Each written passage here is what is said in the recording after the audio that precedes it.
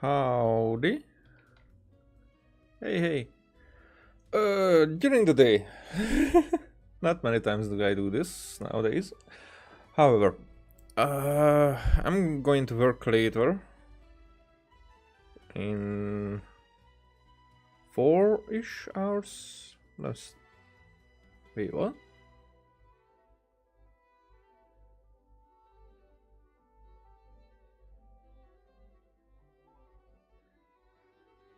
Eh, 5 hours. Okay. 5.5, but I will have to get there as well. So the thing is, I want to do the story quest of Furina before that, and maybe getting a bit exploration in the tower area, and that's because I think that all the areas that we had, which is something that I did not do actually right, I think. Because here in the forest we got the Aranara stuff, which is, I mean, it was cute. It was, but the way it was done, and it's the cutesy part of it. However, in the desert we got the King Dashlet part, which I did not do any stream of, and the beginning of it was the story with Jet and her father and that stuff, which was very cool actually. But then it was done. It started with Genie, the Lilupar kind of stuff. Later on, even here we got some of the lore of the land. But here it's not just about the land, but we get really good lore stuff.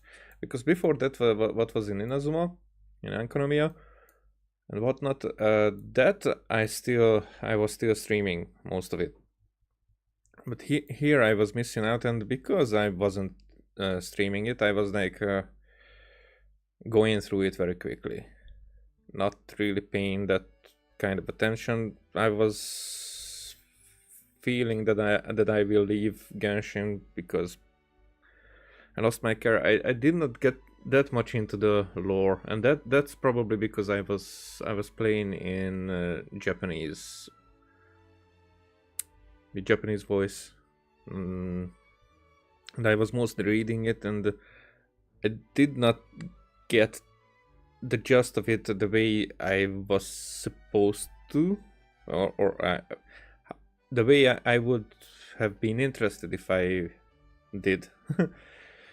So I think I was missing out there, and now I'm catching up, but also not just that, because that part I think I was already doing it doing in English. But here I was missing out in Ankonomiya, and now I'm realizing how much other lore stuff was hidden everywhere.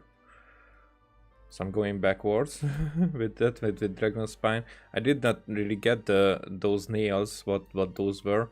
Also in the chasm, the same. The chasm had a lot of things to give us, and it's actually, I think it's cool how Hoyoverse does this. That the main story is the present part of it, and you get what's happening. But if you are interested in what was behind the history of it, of the world, in deep details and references and whatnot, then those are in the world quest. That is basically easier to jump through. It's more like sometimes dialogues, even though it's not realistic in one way, but more realistic in another way, that it's not like it's not like just facts and the interesting things in every sentence, and it's not like condensed conversation between people, but more elaborate and more subtle. Sometimes it's you don't even know if there's a clue, and that's why it was easy to miss a lot of them beforehand for me. But now I'm interested, and now I'm trying to get into every small detail. But still, I think that if I'm not streaming it, then I will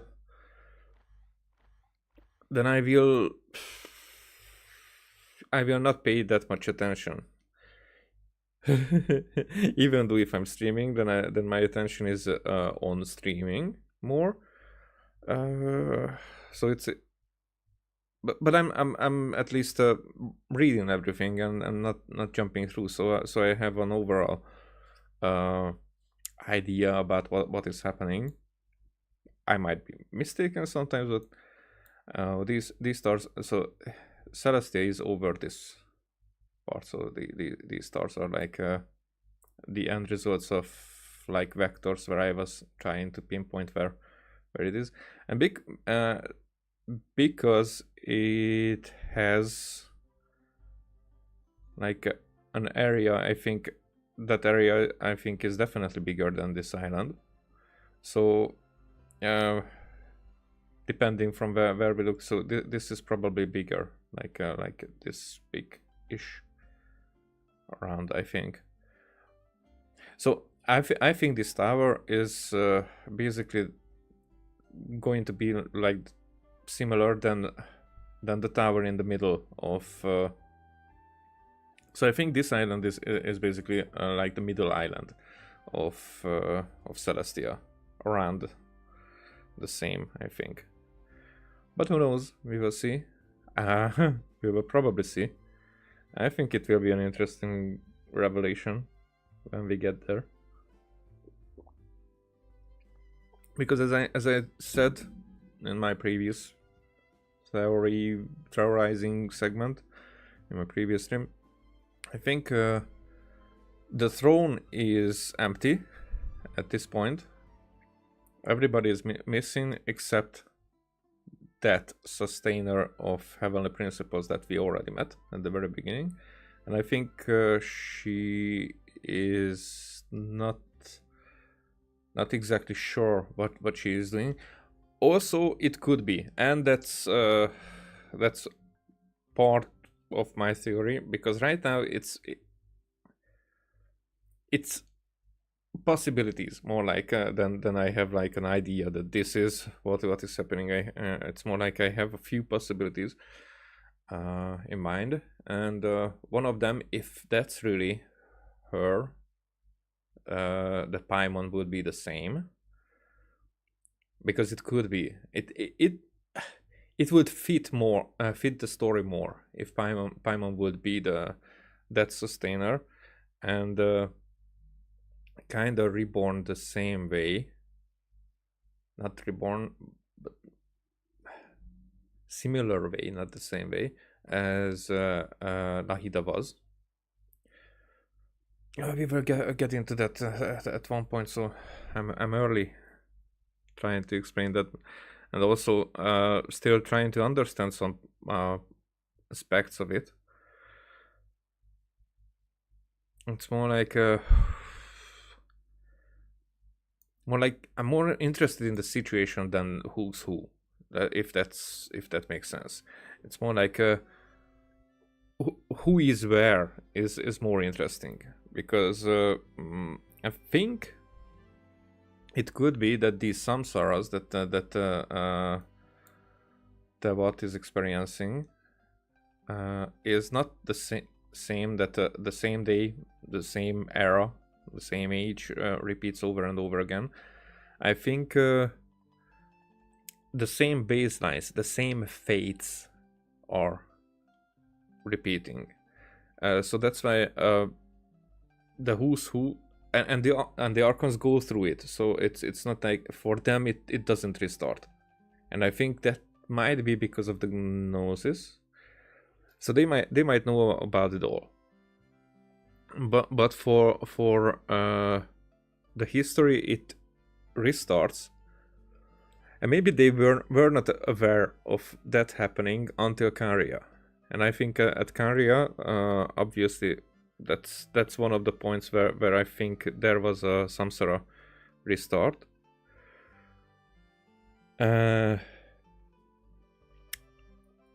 Which is...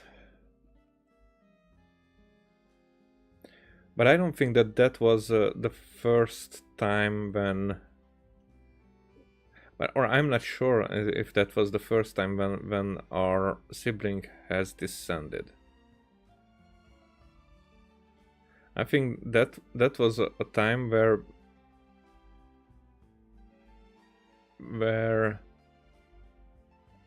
basically our escape did not go through, and that's how he got involved. But I think both of our powers have been taken away, or more like not taken away. I think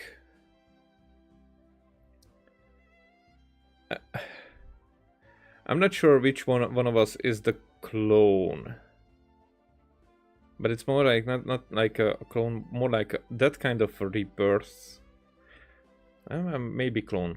So I think we are, one of us are a result of the same method that created Albedo. And I think that's why Reindotter is connected to Kanria, and I think that's how we were kind of connected to Kanria, because that was happening with us. And I think the forbidden knowledge has to be used for that kind of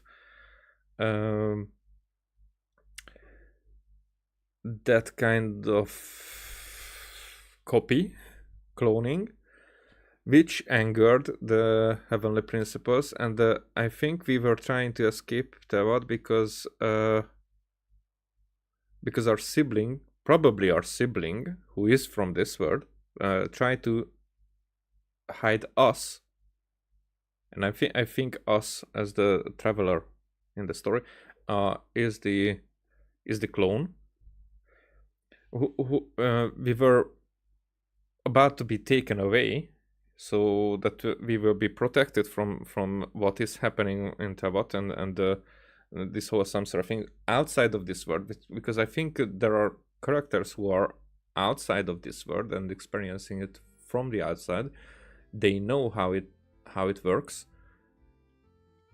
They don't even try to figure out. They want to figure out what is happening in this samsara, so that where these fates that were in the previous samsara are appearing, which is through visions, actually. So those are the Allogenes who are wielding those visions. Now we claim that we have lost our memories, and I don't think we had any. I don't think we had any, because we were clones already. So then we were about to be protected, but somehow we got imprisoned, probably.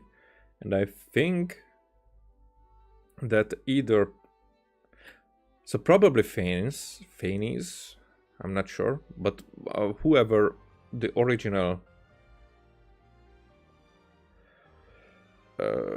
entity was, because it could be the sustainer as well. Paimon is with us to protect us.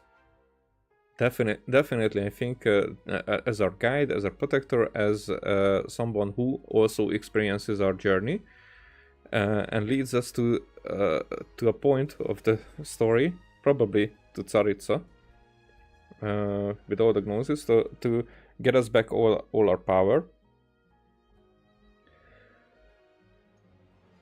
And they probably were expecting us at some point. So because we are not assassinated, not even once since 3 years. Basically, I think we are in Teyvat for 3 years, but we are now famous, like everybody knows us. And I think from Celestia, if there is like someone there, maybe the sustainer, whom we would anger with our deeds here, But we are usually really the witness. So things are happening that we interact, we intervene a little, but things are happening outside of our intervention as well. Our intervention changes the outcomes sometimes, but usually it's more like the nations are going through it without us. Even here in Fontaine, this whole thing would have probably happened without us. With Fossilor sacrificing herself. What was our doing in all that? Think through. Think about it. What did we change? Our presence there was very insignificant. Not in Nahida's quest, but in Nahida's quest was also Nahida's story was also like there were disturbances with the academia. There were other characters who would have stood up probably. Okay, Dunyarzad would have died probably, but the Samsara would have ended at one point. Nahida would have found someone. So it's not like, and probably because that was an experiment, the doctor would have intervened at one point somehow. There would have been another god. Okay, somebody else would have dealt with it. So it's not like we were there, but we were not the necessary parts of all these. We used methods. I'm thinking about Inazuma. I'm also thinking about what would have happened if we did not change stuff in Inazuma. It would have been inconvenient, but it would have gone. So the thing is in Sumeru that we only needed to save Irminsul, but save Irminsul, it's more like a delete Rukadebata from there. And what if it didn't happen? What if the academia would have continued their research? Not much difference in the whole picture thingy. So it's more like we are not that significant yet. We're getting more and more significant, more like our being. And because we're probably going to be that successor of Celestia, or not definitely Celestia, but the old Tevat that we were supposed to be. And that's our journey. Now that's how it would be very interesting when our sibling through abyssal means get to the throne when we are like at the point where we would sit on the throne. That would be a very interesting twist. But that's just like ideas. I think I don't think that I know that will happen. Not even closely. But I expect something on that scale. If that makes sense. Okay, so Furina quest. Where? Okay. I'm a bit lost. Did I did not. But I have to do it here. Anyway, story quest. Yeah. Furina. Yep. Except. Oh, it's very close. The little oceanid. Animula, Choragi, something like that. To yesterday. Now I'm very interested in how this will start. Maybe I will even change this much. There you go. Just what will we come across this time? I don't know. Immersion. Also, because they are not speaking, when they are speaking, it's so disconnecting for me. Wait. Okay, so we're going that way. Oh, there. Okay. So how we will meet Furina again? I'm very interested. Hey, Catherine, it's us.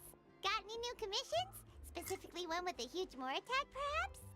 Huge murder. You didn't have to be so direct. The more lucrative, the better. Paimon's just being enthusiastic. We're old friends now, she gets it. Actually, that's a good point. A very good point. Yeah. It's always a pleasure to see our two most avid adventurers again. Looking for the next challenge, I see. Oh, sorry. also, that's not my theory. That's just something. I'm not even deep into that one. I'm very surface level with this one. We know that Catherine is a Snezhnayan,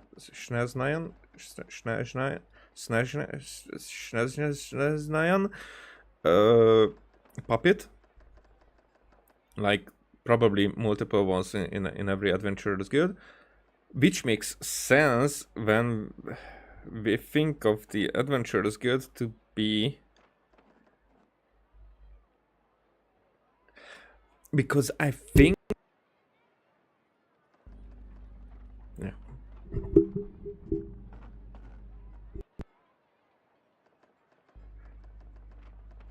Shit.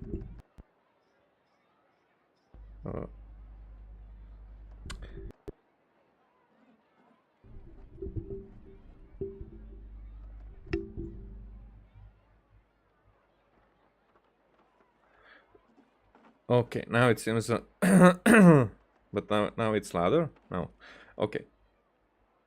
I think okay, because I touched the microphone, and when I touch the microphone, everything goes to shit. So, so I think all the factions are in some way, probably not that strict way, in cahoots with each other, who are trying to go against Celestia. And the Tsaritsa, one faction. Let's assume that the Tsaritsa and the Fatui basically the same. And there's the Abyss. They don't really go against each other. They are not the same faction or whatnot, but they are not going against each other because I think they have the same goal, and there are some connections, indirect connections, like child, between them. So it might be that they acknowledge each other, but they just have similar ways and probably similar parts that they focus on about all this stuff. Now, the Adventurer's Guild is probably, and that's the theory, probably means for the Hexen Circle to have their connection, probably through Alice. So it might be really something that is supervised by Alice, maybe ish, something, which makes sense. And the Hexen Circle is probably have the same kind of motivation to like supervise Irmen, so supervise the whole history of Tabat.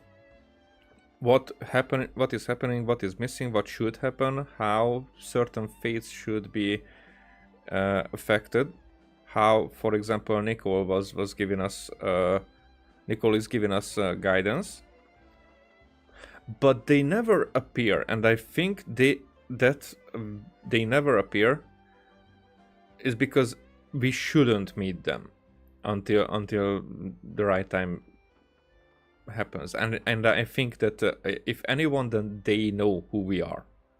I think they know exactly who we are and how important we are, and probably they have to be hidden from us in a way that doesn't alert, like powers that probably have a focus on Paimon, if she is what we think well, what we think she is. So it's complicated that way. We don't know the characters and the connections well, but we know these snippets. Snippets is the word, whatever. This tiny details about this, which is probably that when we are talking to Catherine and we are doing commissions and whatnot, we are basically working for the Hexen Circle in an indirect way. Actually, we do in fact have a rather urgent commission that is still open. Having read the details, however, I don't believe you'd consider it to be lucrative. Lucrative? Don't worry about that. We were just kidding. So what's the situation? To put it simply, the requester is looking for a temporary replacement actress for their musical. The original cast member ran into some issues and is currently unable to perform the role. Oh, so it was Furina. But the troupe has also been experiencing some financial difficulties, so unfortunately they cannot afford to pay the replacement actress. That does sound like a tricky situation. So basically they're looking for a volunteer? That's right. Our adventurers reached out to many actresses, but none of them were willing to take the job. I mean, she is. So she's probably not the one who ran away, but whom we will look for to replace because she's an actor. But she now would be able to act. But would she want to be other than herself at this point? But still, that's what she does best. And if she wants to contribute somehow, even in the entertainment business, then which is the best for her. But okay, okay, I'm very curious where this is going. There are only a few days left until the performance. If they can't find someone in time, they'll probably have to postpone the show. And delays tend to create all sorts of new problems. Yeah, that's true. Got it. Oh, this one's a doozy. What do you think, Traveler? Any ideas? Huh? Even if we took the commission, neither of us have any experience starring in musicals. Well, not in musicals, but very true. But we were on a stage a few times.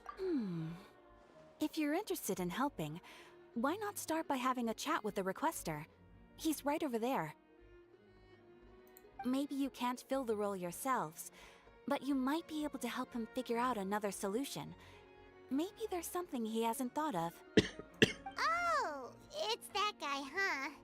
No wonder, he looks like he just ate a sour lemon. Got it. We'll go talk to him. This guy. And this outfit. It's like something I haven't seen in this game until now. Hyman approves, let's go! Shiny. Hello there, are you the guy looking for a new actress? Wait, I know you two! Are you really willing to act in my musical? Not acting. Wow, sounds like we're pretty famous in Fontaine already.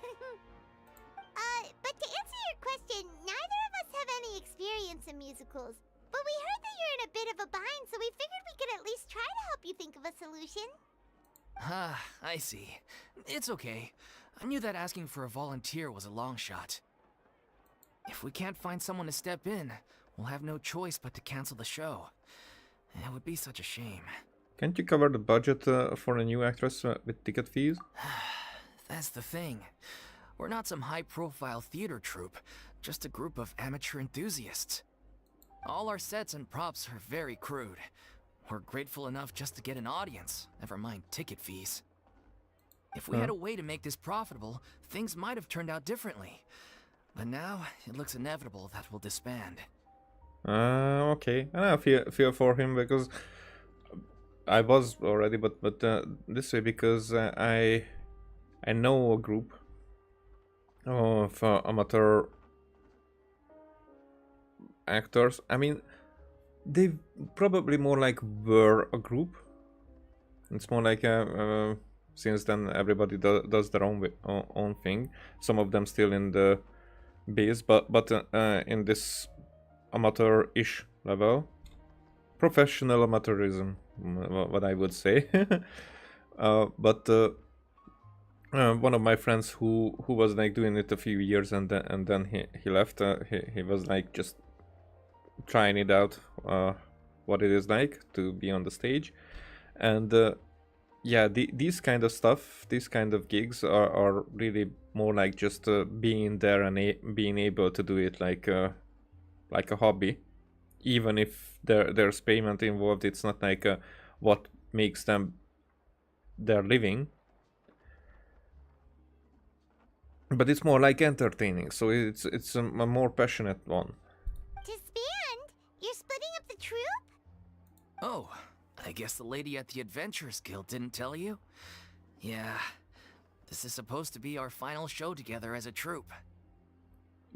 No matter what, so it doesn't really matter. It's not like you would continue when it will be a success. One last show, and after that, we go our separate ways. So we were really hoping to end on a high note. Yeah. Nobody wants things to just fizzle out. Not after all the time and effort we've invested into it. Yeah, Catherine mentioned that one of your actresses can't make it. Yeah, the leading lady, in fact. She's been dealing with a chronic illness ever since childhood, and unfortunately, it flared up again recently. It really drains all her energy, so she's in no state to perform. Now that's the most sad part of The it. show just won't be the same without her. But for everyone else's sake, I still hope we can find a way to hold the performance on schedule. Got it. We have a clearer picture now. Let's see if we can come up with any ideas. What if we sponsored the show? Traveler, how much more are you carrying? But actually, I have some, but Please, there's no need to go that far. I wouldn't feel right asking such a huge favor. And I can't promise that we'd ever be able to pay you back. Mora isn't the biggest problem. How do we find someone who's a good fit for the role? Good point. If the actress just goes through the motions for the Mora, that's not exactly rescuing the show.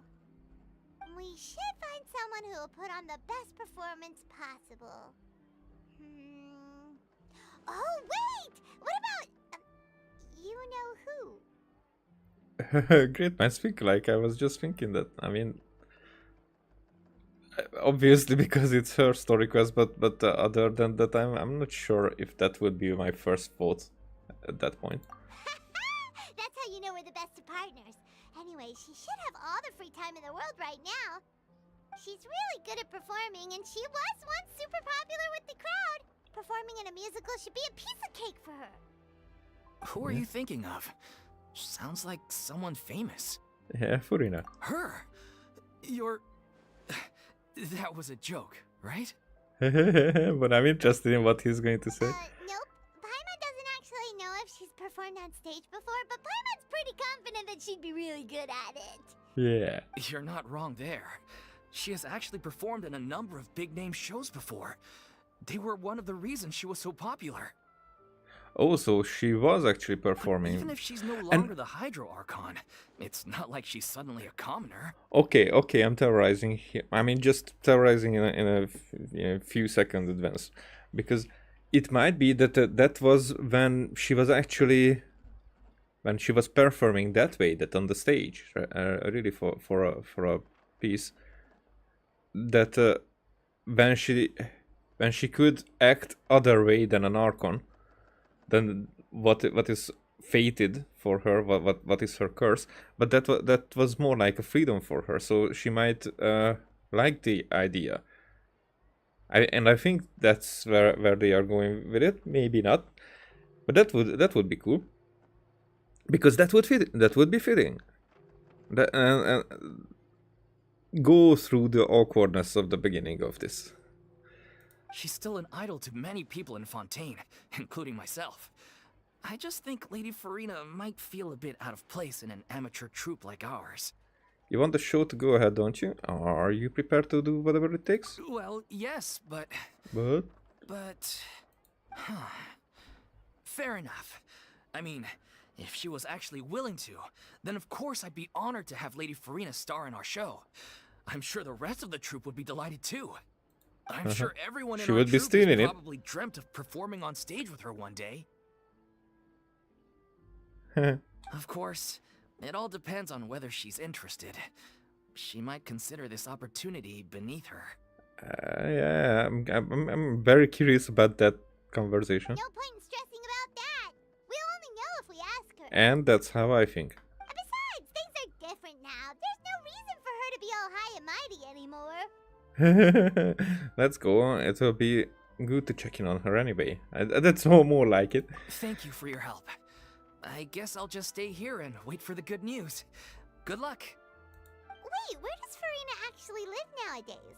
She used to live in luxury at the Palais Mermonia, but she's, moved out, right? Yeah? As it happens, I have her current address here. I can provide it to you. Yep. Woo! Where There did it you is. get here? She has legs, you know, like in Sumeru.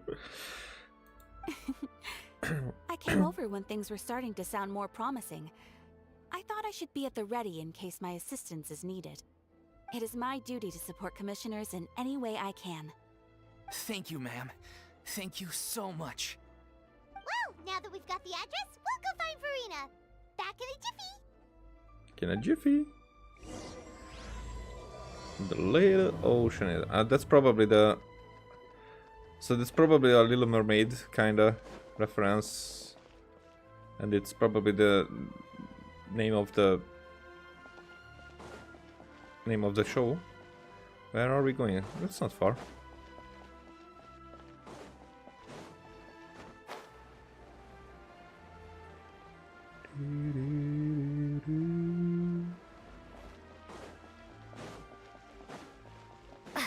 Yup. Here we are. Did Catherine really give us the right address? She lives here? I mean, really? Not that there's anything wrong with this place. It's just, a bit of a step down from the Palais Mermonia. But what's the problem with this? You know, it's common courtesy to make sure the homeowner isn't an earshot when you're denigrating their abode. Yeah. Okay, Hey. when did popping out of thin air become all the rage? First Catherine and now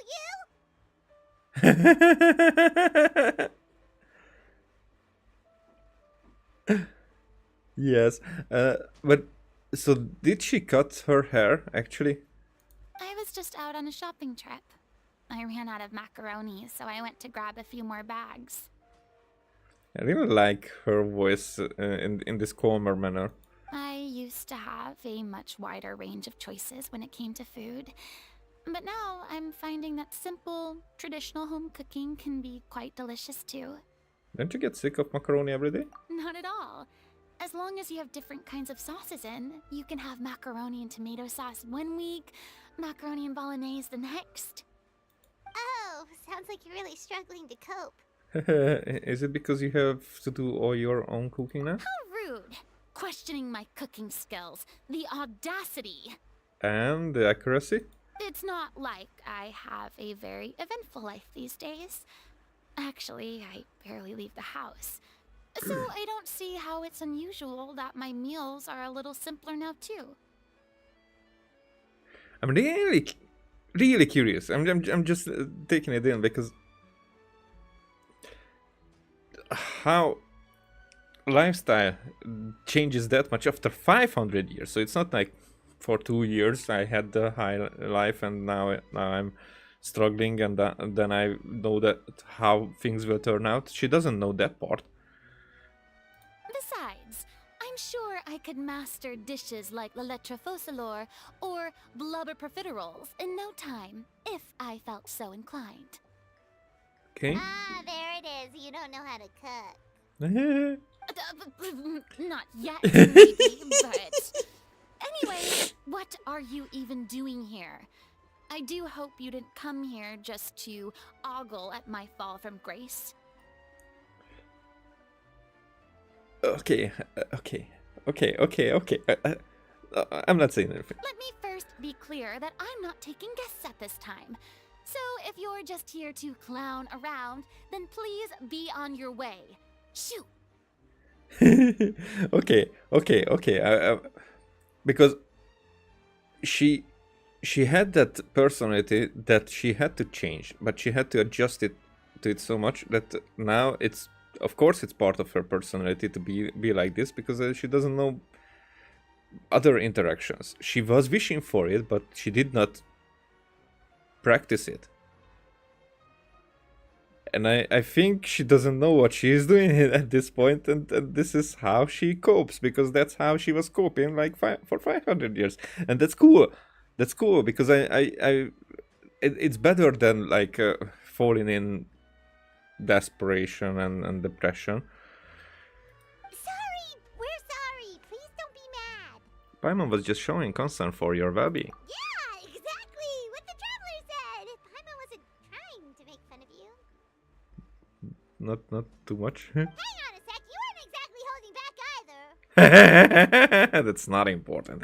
We actually came here to ask you for your help. My help? Well, maybe you're forgetting that I'm no longer the mighty Hydro Archon. I don't even have a vision, you know. Yeah, no need. Don't worry, it's nothing that serious. It's just very specific, and you're the one with the power to help. If not you, then no one. You're the only person for the job. Oh? Well, if that's the case, then fine. I'll spare you the lecture about your attitude just now. So tell me, what specifically makes this matter so specific? Okay, you tell Furina about the troop's plans for its final performance. I see. I knew you couldn't have come all this way just to amuse yourselves at my expense. After all, I was once the brightest star in all of Fontaine, well versed in all the various performing arts. A mere musical is well within my capabilities. But But given the present circumstances, I'm afraid I must regretfully decline your casting request. and there is the insecurity part, because she will be like probably aware of the situation. She wouldn't say it as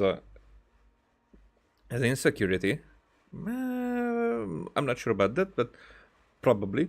So ego will come in play. Oh shit! Seconds. So ego will come into play, but what really matters here is that that she doesn't have the faith in herself, even when others have. Not as an Archon or something, but more like a celebrity. Yeah, I think she feels hated by everyone. How come? It sounds like this would be a breeze for you. True, but I have made a decision to retire from the stage. Because of that? Although I am no longer required to play the role of the Hydro Archon, the time I spent inhabiting that character has left an indelible mark on me. Indelible. I think I know what that means, but just to be sure.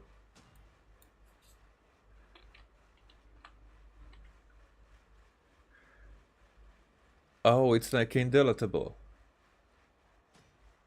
Ineradicable. Ineradicable?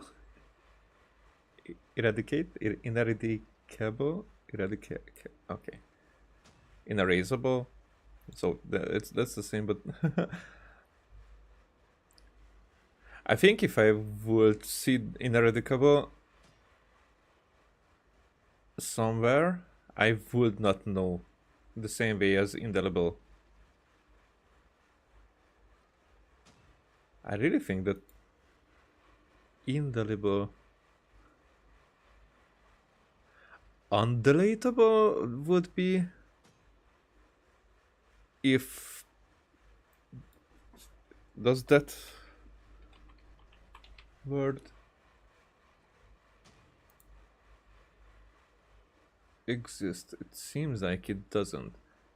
They recognize, even the translator recognizes it, but when I'm asking the same thing from Hungarian to be translated, it doesn't give me that option. Huh, interesting. Okay. Centuries of pretending to be a different person changes you completely. Yep. I'm not the same person I once was. Yes. Of course, that can't be undone now. It's too late, and I have no intention of reinventing myself all over again. It just happens. It's not like intentional, but you can like be the obstacle yourself. But it's more like just letting yourself be reinvented. But at least I can say that I no longer desire to play any new roles. And that's what I thought that her answer will be. So that's how you really feel. Paimon can understand, but this is just a one-off part to fill in for someone who's sick. Surely that's okay. Whether it's a one-off or not, it's a boundary that I've committed to no longer cross. And that's how my principles work. So I'm with her with this one. If I make an exception to the rule now, I'm just leaving a back door for myself, which would be the same as not having a boundary in the first place. Same. So I'm not going to perform, and that is that. Okay, guess there's no convincing you. Well, is there anything else we can do to help out the troupe? Otherwise, they'll just have to disband without any fanfare. Do you know any other actors who might be interested in the role? Nope. Nope. I like her. I say nope. Short and to the point. Okay. I've never been great at maintaining relationships. Besides, anyone I've ever worked with probably couldn't wait to get rid of me. She got a point. Oh, so this is where her vision will be, probably. I think, but it's more like,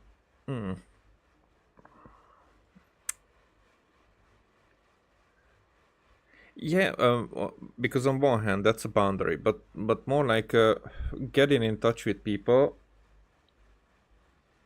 having the situation to work on something together with people. That would be the turning point for her. One of the possibilities, at least. Since I'm just an ordinary person now, they'll probably just laugh in my face if I go asking them for help. You shouldn't assume the worst of people. What's wrong with making one exception? True, but I mean, could you even blame them? I show up out of the blue, begging and groveling for their help with a show they won't even get paid for? Ooh, no way. I'm dying from embarrassment just thinking about it. Nope, not happening. Yeah, well, her voice actor is the best in Genshin by far until now. Well, is there anything else we can do? This performance really means a lot to the guy we're working for. Have I not made myself clear? You're barking up the wrong tree. I don't want this job, nor do I know of anyone else who would. Okay. Sorry. I didn't mean for that to sound so harsh. I wish I could help, really. But if I thought I had the answer to this problem, I would have said so by now. Now, that's again something that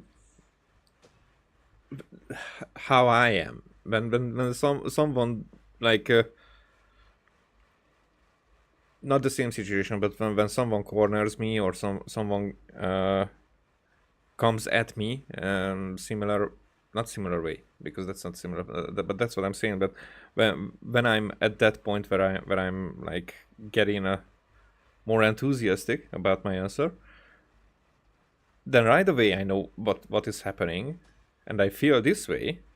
But that it brings out for me, because probably I said so, probably I'm not understanding why the other half doesn't understand. And usually it's not like they don't understand, like in this situation the traveler and Paimon understands her point of view, but just doesn't let go.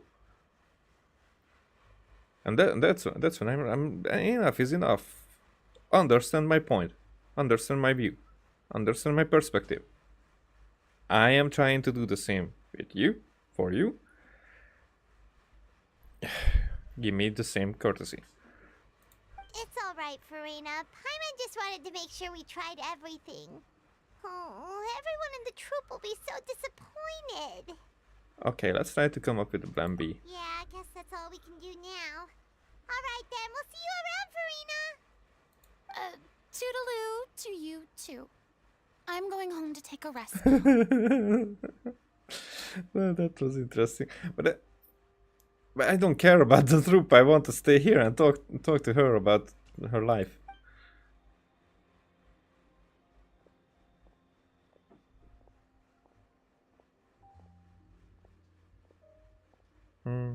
That was a good shot. It's too bad, but we have to respect Furina's decision. Maybe the thought of performing brings up too many painful memories now.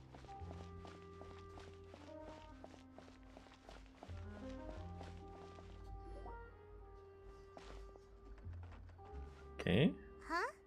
What's going on? Are they arguing? That's besides the point. I'll ask you again. Why did you start looking for a replacement without my consent? When did I tell you I'm going to take a step back? Ah. You didn't need to say it. We've known each other for how long now? We know the signs. But you never tell us about your illness, even when it's clearly flaring up. And that gives you the right to make a decision on my behalf? Interesting. Shortly after you left, the troop's lead actress came to the Adventurers Guild. She believes that she's healthy enough to perform. Excuse me, but can you both take a moment to discuss something else for now? The adventurer assigned to your commission has returned. Sorry, I was just dealing with a little misunderstanding. So, how did your conversation with Furina go? Sadly, it's a no from her. We tried to persuade her, but she wasn't having it. She doesn't want to play the role for personal reasons. I see. Well, circumstances have changed a little, so maybe that's not such bad news after all. You see, our leading lady has just informed me that she's well enough to make it to the show after all. Staging the musical with the full original cast was always the dream, of course. Oh, right! Sounds like everything worked itself out then. Okay, imagine if you had managed to convince Furina to join only for her to find that she's no longer needed.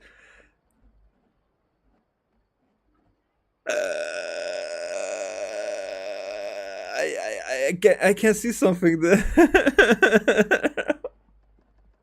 And she's also that and they will go with that joke. Definitely they will go with that joke. That she's again heard this.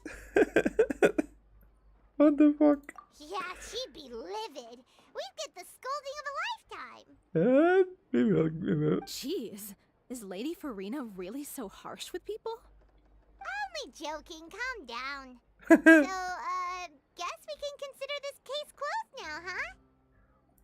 Yeah, nowadays Paimon has to say that only joking to everybody, but at the beginning of the game they were joking all the time and nobody said anything. It was all misunderstandable. I mean, it still is. Despite the fact that we failed to complete the commission, we were still racking our brains for ideas on the way back here. Yeah. Look, there's no point arguing with you about this anymore. You've made yourself very clear, so I'll stop looking for a replacement. This is the last chance we have, though. If your illness flares up again, there won't be time to find anyone to replace you. So, are you absolutely sure you'll be able to handle it? The whole team is putting everything they have into this final performance. We have to make sure it goes ahead. Oh? Yes, I'm completely confident. I've been taking a new medication from the doctor, and it's working brilliantly. I'll definitely be able to tough it out until the performance day. I share everyone's desire to commemorate all our years as a troupe with a proper farewell show. So the last thing I want is to be left out. Every one of us thinks of this troupe as their home, myself included. You're right. I'm sorry. I let myself get too worried about the show. I should have asked for your permission first. All's well that ends well. Sounds like the show will go on. Paimon, wait here a second. Okay, so she noticed. Sure.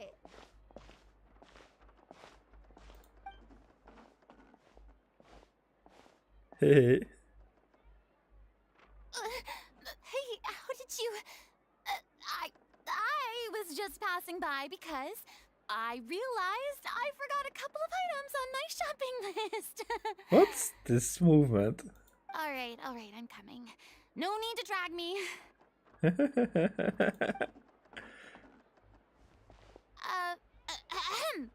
Hello, one and all. I couldn't help but overhear your conversation just now. Furina? Didn't you say you were gonna take a rest at home? What are you doing here? I was just ever so slightly concerned about the situation you mentioned.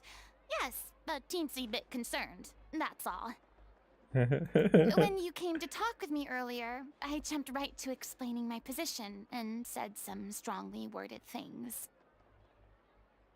And all before I even had a full grasp of the situation. Anyway, I just feel a bit bad about how it went down. I'm sorry, Paimon. Oh, it's totally fine. Paimon didn't take any of that personally. Why don't you just show yourself? You Why didn't really you? have a knack for asking the most uncomfortable questions, don't you? Well, learn from the best. I felt very sheepish, having had a change of heart after flatly refusing you. And then, to make matters worse, you caught me. But in any case, it sounds like the issue has already been resolved. Yeah. When they said they were gonna ask for your help, I almost had a heart attack. I mean, how could we be worthy of having Lady Furina star in our show? Yeah, okay, she needs to hear that. There's no need to think like that. And no need to keep addressing me as Lady. Just Furina is fine. I was wondering, if this troupe is so important to all of you, why does it have to disband? Ah, the real question. If the difficulties are purely financial, then there must be a solution. You could put the shows on pause while you look for a sponsor, for instance. Everyone seems so devoted to the troupe. I'm sure if you keep chipping away, you'll find a way through. We all want to believe that, but some things are just beyond our control. Everything's been going downhill ever since we lost our director. She was the heart and soul of our troupe. She kept us going. Oh, so she's going to be a director.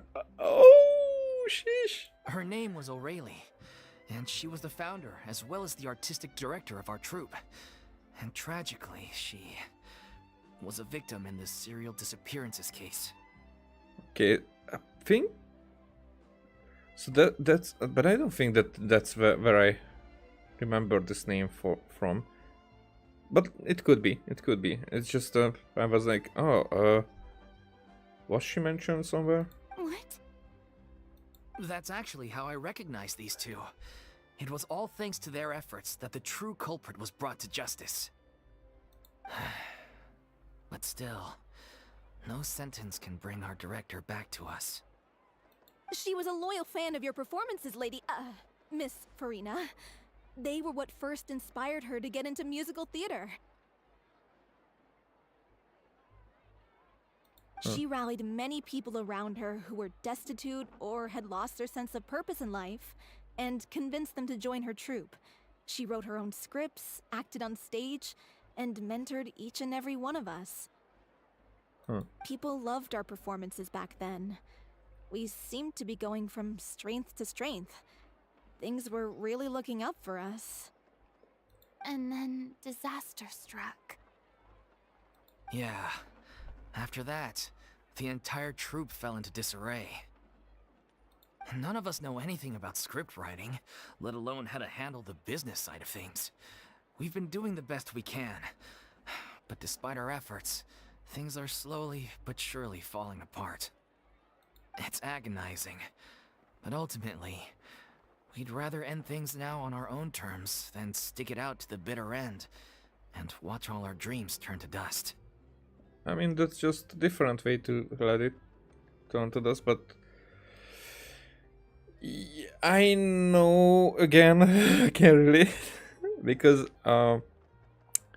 something that you didn't know about me, probably, that I was a fire juggler for like 6 years, and as a art group,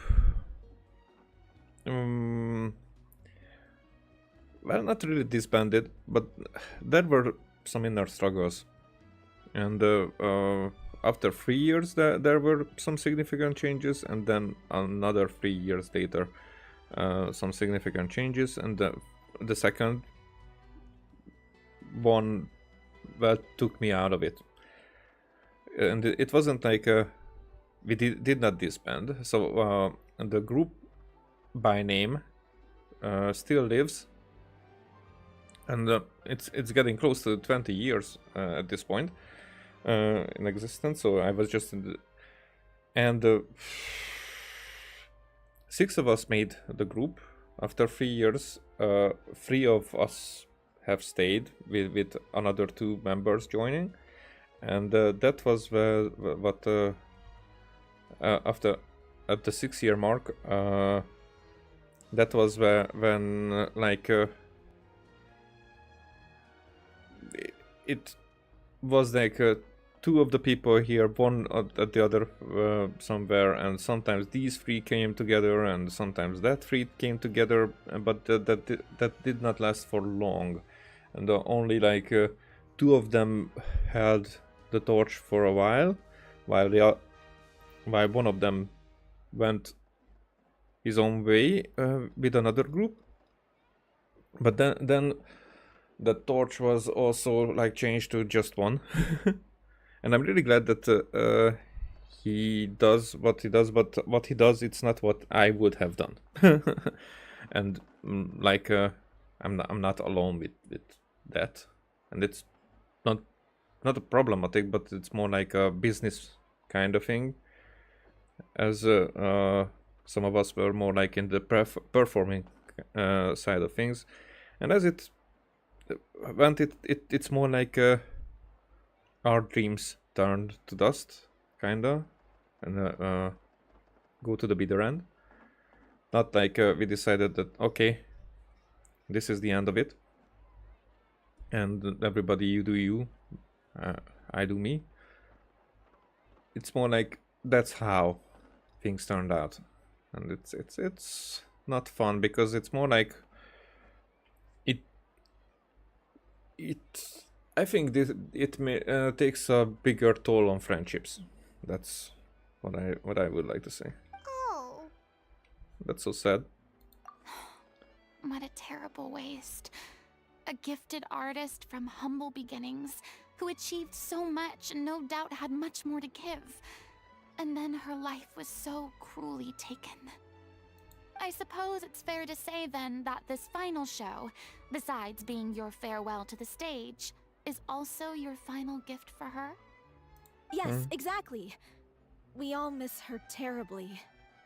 Well, good thing I followed the traveler here. After hearing this tragic tale, I can no longer stand by and do nothing. So this way she can hold her boundaries, because she will not perform, but I think she will perform as well. But it's more like she gets a goal in this way, that the director is needed. Furina. I know what you're thinking, but I by no means plan to cross the boundary I've set for myself. Besides, they're no longer looking for a replacement anyway. I can, however, provide some artistic guidance from the vantage point of a highly experienced audience member. But only if you feel this is something that would help, of course. Oh, most definitely. We'll take any guidance that you can give. We unfortunately don't have any budget for a consultant, though. Will that be a problem? I don't need any compensation. All I'd ask in return, if you're willing, is that you tell me some more about the life and work of your late director. Something I've begun to realize since my departure from the Opera Epiclese is that there's a lot you don't see when you observe everything from on high. The law only judges criminal behavior and does not weigh human emotion. The court's verdict can settle the question of criminal liability, but That's a beautiful perspective. what about all the unresolved emotions of the parties involved? What happens to them? Verdict can bring emotional catharsis. They come pouring out and flow away into infinity. Huh. An interesting answer. But if you ask me, I think all emotion shall ultimately return home to the heart and slowly settle with the passage of time. Huh.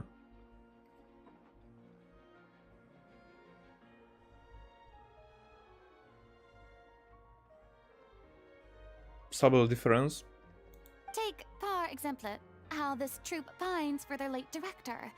Things such as this I have never witnessed before, and so I should like to observe, perchance to understand. Still a fan of your old dramatic monologues then, huh? You just want to get back in on the action, don't you? Really? No. This is a completely different situation. Pearls before swine. The name's not Swine, it's Paimon! Would you be willing to join me? Come on, take a break from adventuring to listen to a story. Since it's you, I do it. Especially since it's related to the serious disappearances case. Thank you all so much. Our director was a huge fan of Miss Furina's performances, as of course we all are. Alright, follow me. We'll go to our usual practice space. Please excuse the size. It's a little on the smaller side. Okay. Go to the rehearsal location. It's probably not far. And... oh, it doesn't show.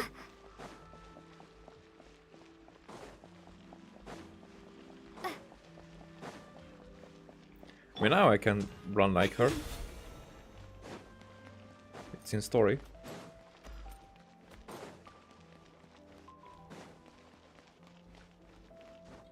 No dailies, not now.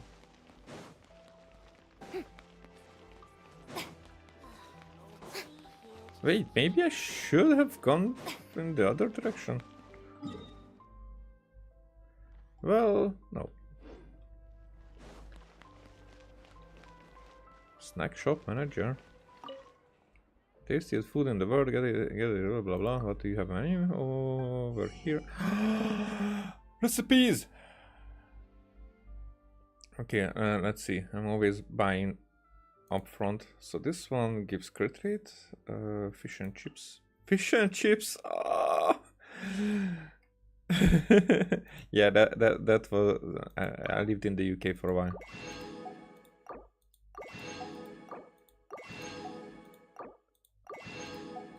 There. Thank you, buddy.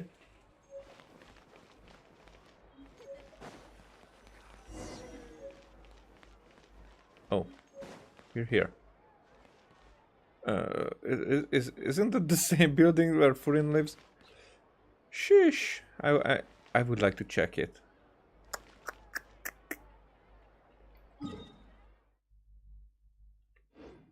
Can we get? No, we have to go around this thing, right?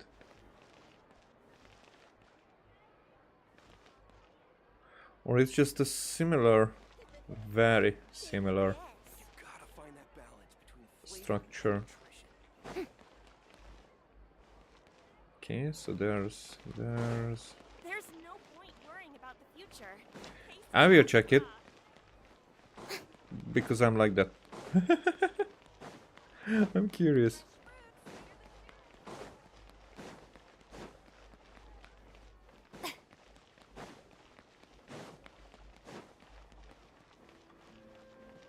It's really cool because we know where Mona lives. We kinda know where Jean and the others. Okay, not the same. Yeah, it's just similar.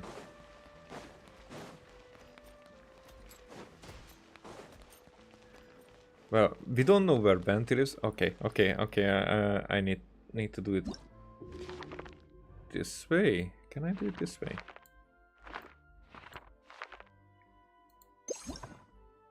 Yeah, no. Not that one. So here. We know the place where Brysley lives, but not where actually. We know where Flamine, Lynette lives. We don't know where Kirara. We know the place where Baiju has. We know Kave. Yeah, and I hate them. We don't know the. I think we don't know that.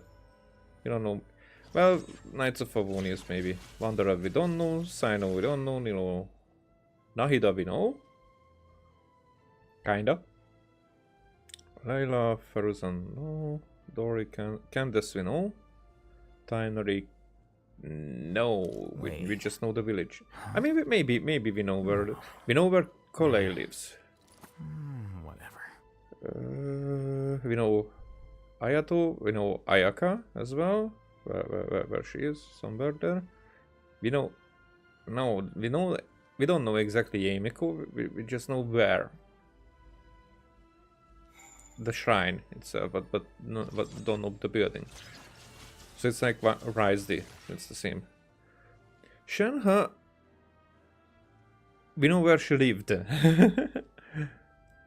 We don't know Ito exactly. Just like the group where they live. Wait. We don't know Goro.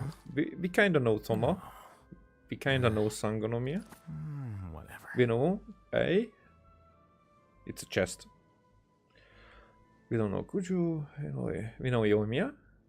We don't know Sayu. He doesn't even have a home. We don't know Yula. Yanfei. Rosaria. Hutao, kinda. Workplace we know. The same fortunately then. We don't know Shao. Arbedo, we don't know Ganyu. Interesting, because I thought that we barely know any, but now I see that we kind of know a lot. Huh? No. We exactly know Mona. No, that's a workplace for Chichi, but probably lives there as well. We know Diluc.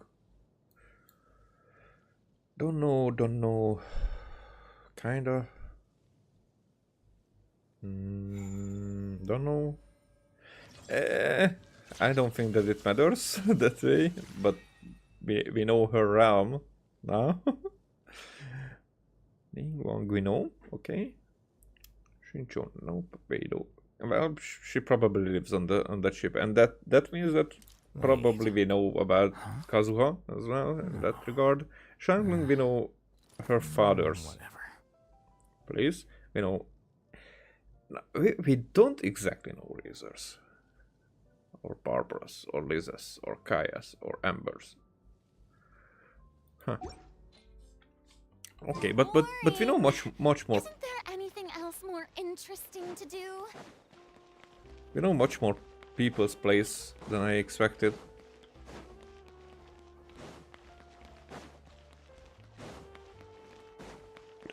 What can I steal from you? Okay. Right back at ya.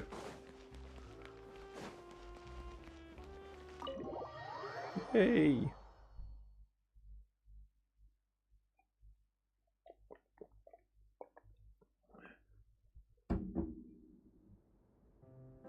Oh, very small. But it's so homely. Lady Furina? Oh, just Furina. Just Miss Furina. Just Lady Miss Furina. What's Lady Furina doing here? Hello all. Allow me to explain. As of today, Lady... Miss Furina will be supporting our production of The Little Oceanid in the role of artistic consultant. Yay. These two over here are the ones that made it possible. They kindly reached out to Miss Furina on our behalf. I'm sure they need no introduction. Hey. You bet! That was the trial of the century! You helped bring our director's murderer to justice. We can't thank you enough. Oh, please don't mention it. We're just here to join in on the fun. So, you were saying the little Oceanid? Yeah, that's the name of our final show. It's an unfinished script left behind by our director. One of our greatest regrets is that she never got to complete it. So, if we can bring it to the stage and make it a successful show, we can all take some solace in that. Wait, but if it's not finished, then... Finding a necklace was the least of your problems. Yeah, we've been battling issues on every front trying to realize this dream. Anyway, let me give you a quick summary of what the story's all about. The protagonist of the story is a young Oceanid who transforms herself into human form, Yeah. despite the protests of her family. Yeah. She longed to live just like any other human. And sure enough, she found friendship and even love. Everything seemed perfect.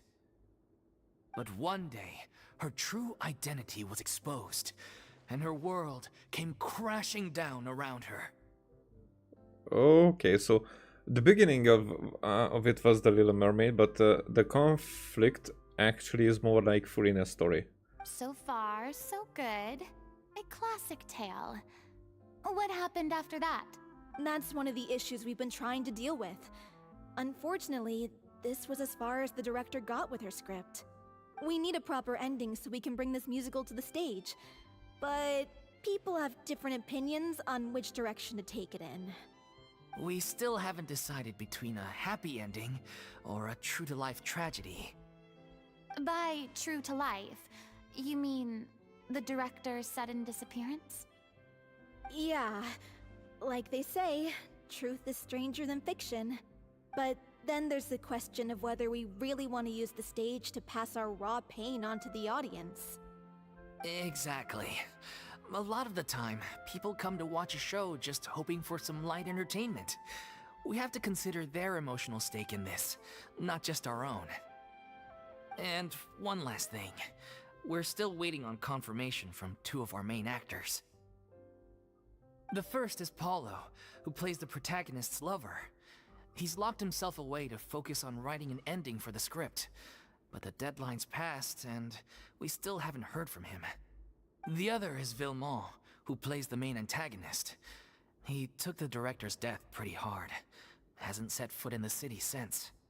Huh. He did write to us, promising that he'll be there for the final performance, but we haven't seen or heard from him since.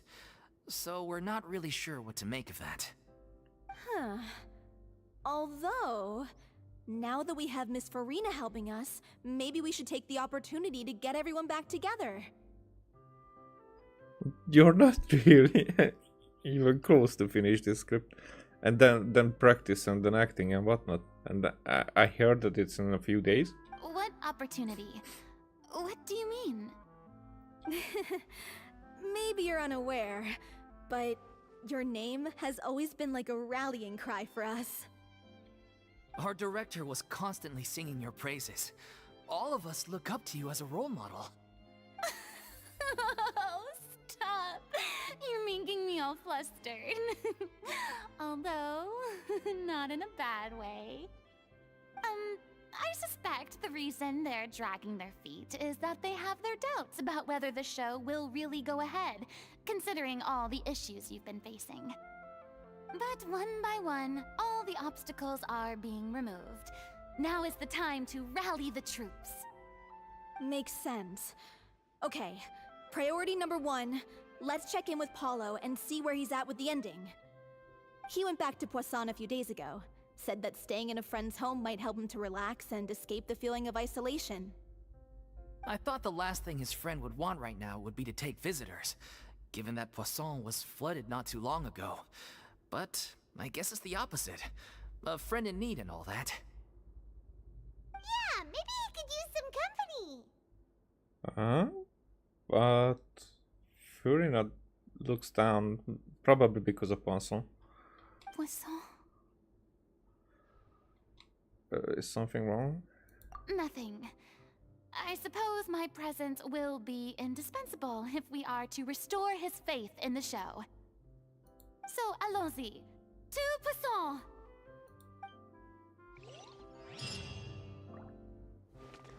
Okay. Let's see if we can rob them. Eh, the poor ones don't have any hidden chests. Shocking.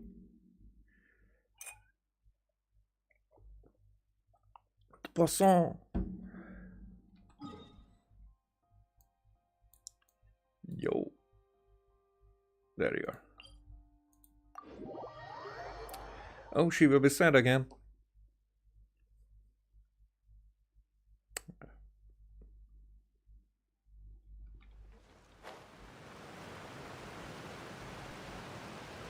Okay. Let's be careful about this, because some people can fall from significant heights, as we heard.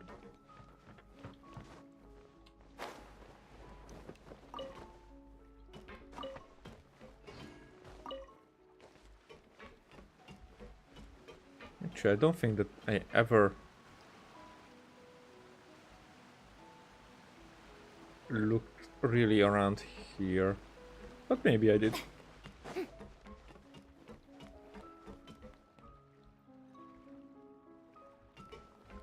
Oh, but now the water shouldn't be dangerous anymore to anyone, right? Oh, I did. I remember when I was looking there. Okay, okay. Losing myself there. I think originally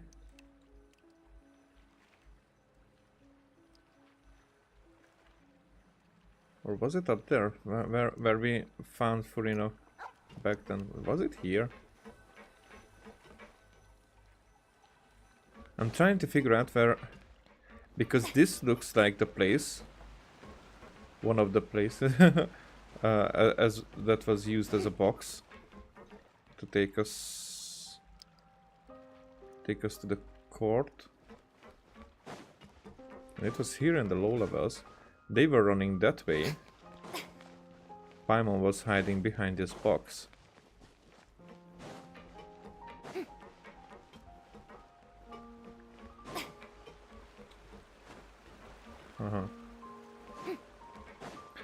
Okay, so I don't think that it was connected in that way. In that not even cutscene, but the running scene. That it was that way that we could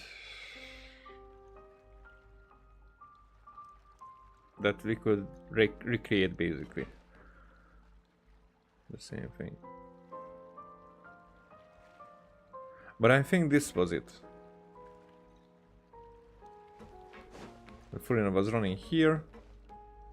They were jumping there. I guess haste is warranted, she said.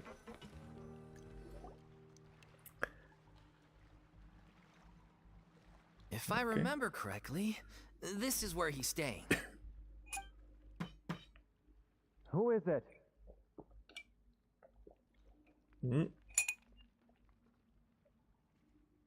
It's me. Is the script ready? You came all the way here for that? Kind of. All right. Forget that for now. Just come on out. We've got some great news. Nice try. Look, just give me some time, okay? I'm just wrapping up this last part of the script. I'll be out once I'm done. Okay then. Looking forward to your masterpiece. He's not really assertive. So, as expected, he's missed the deadline. The ending is one of the most important parts of the show. Even once he's done, it isn't final until we've all had the chance to read through and make sure we agree on it. Someone told me they'd just seen you in Poisson.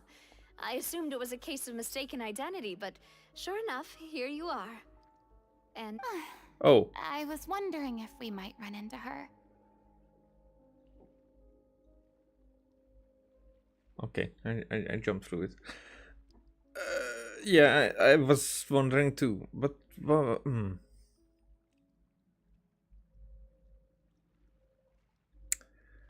Okay. There are so many things at play here. I'm curious which direction. so you're here for Maybe. Palo? Looks like he could be a while, so feel free to take a stroll around town in the meantime. I've made all the arrangements already. Huh?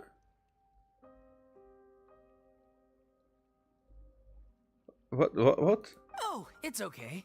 We can just wait here. Huh? Thank you for being so considerate, Miss Navia.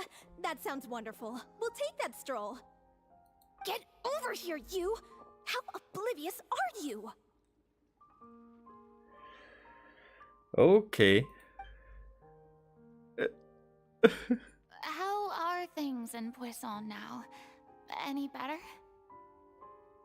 Things are on the mend, but it's a slow process. Some people may never recover from the trauma they experienced. I'm also curious because I really feel for Furina. Of course, who doesn't now? But I think Navia does too. I don't think that she blames her, but I'm very interested in what direction, because I don't even know if Navia knows what Furina has done. So that's what I'm curious about. I'm sorry to hear that. I wish there was something I could do. Please, must our conversations take such a depressing turn every time we meet?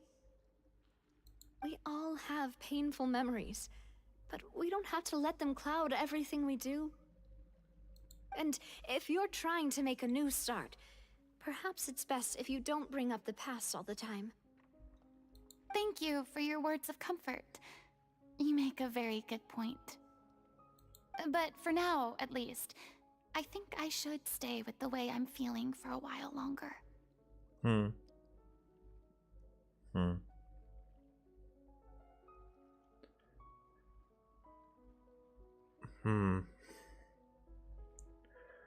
I have thoughts on that because I am really appreciative with this take.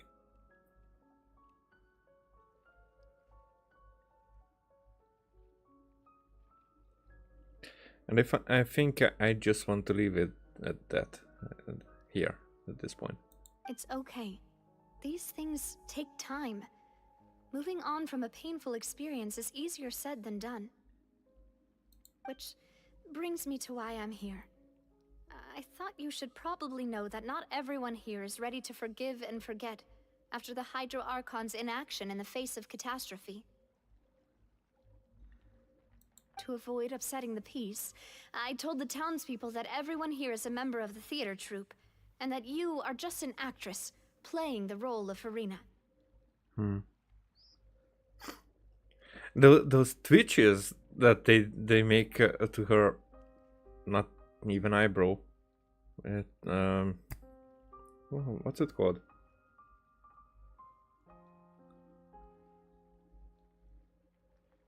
Eyelashes. Yeah, okay.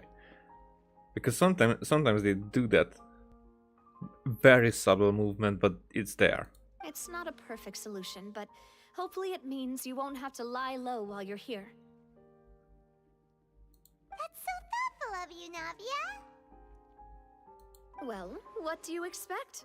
I am the courageous and considerate president of Spina di Rosula, after all, like my father before me. No, she acts like Furina. Anyway, that was all. Look after her now. Got it, Navia, thank you. Off we go then. Let's take a look up there. I don't have any friends that I can be frank and honest with, so maybe she's right. You're the closest thing to friends that I have. Interesting after such a short time, but I really do think that this is not something that happens coincidentally. That we befriend people that easily. That it's actually part of our persona.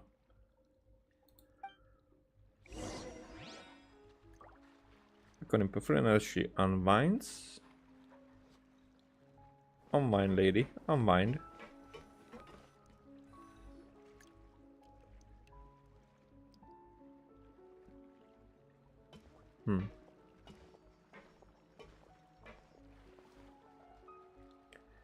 They are I'm so suspicious. grateful that Miss Nafia was so understanding. To be perfectly honest, I didn't know if I was ready to meet her. It's always easiest to just run away from your problems. But that never fixes anything. You can't get around the obstacles without facing them. Let's not forget, it's a very important thing about Furina. If Fosseler would be able to live as a human, then this is what she would have been. Or this is how she would have been. So it's even after her curse and how she was tortured, she is the human side of her. So Fosseler would feel the same way. That's why she adored her that much, because that was her most human side. So that's why you were nervous when they brought up Poisson.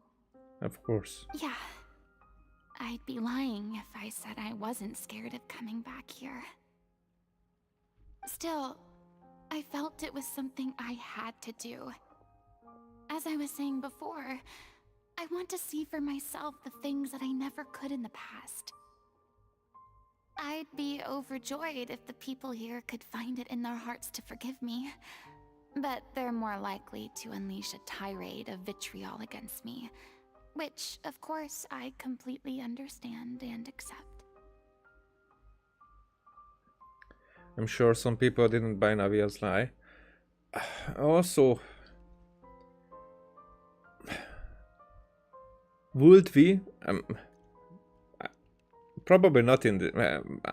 I'm not expecting it in this story quest, but and probably there's going to be a second story quest which will give us the second weekly boss for Fontaine. But I really hope that her story goes in that direction, that people would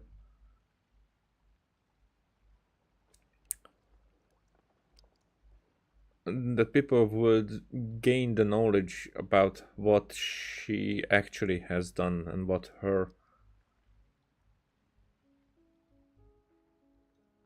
was her purpose in all this. Because right now I think that they keep it a secret to not undo what Fosseler has done, but not even undo, because that cannot be undone. The throne has been destroyed, but it's more like to not draw another kind of attention of Celestia, because I don't think that there's the attention of Celestia right now. That that was probably something that they realized, that one of the thrones was destroyed, but no one has acted on that. I mean, right now, I think that will be the content of the next update. But until the next update, here we are at least a month after what happened. I mean, story-wise, I think that's weeks definitely have passed since then. So yeah, at least definitely Celestia does not act right away. Okay. Yeah, I can tell people are watching me. I'm sure some people here see the idea of someone coming to Poisson dressed as the Hydro Archon as extremely disrespectful. I used to be terrified of the gaze of other people, especially when they had suspicion or resentment in their eyes. But this doesn't have the same stakes. Now it's just your life, not like everyone's. I guess I wasn't quite ready for this after all. I'm not surprised you're making yourself go through all of this. Maybe you've taken on a bit too much in one go. Me too, it's not like you. I can't let myself see only the things I want to see. How would that make me any different from before? Look! There seems to be a crowd gathering over there. They're not staying quiet either. Probably time we made a move. Uh-huh. How about we check out Spina di Rasula's ship? We should have a view of the whole of Poisson from there.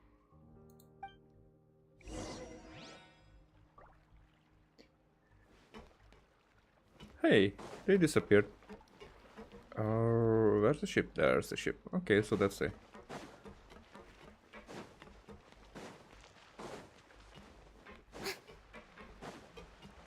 And here we are going to meet Navi again.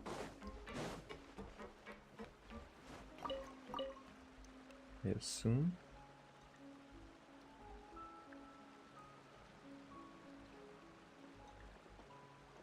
There is a similar building.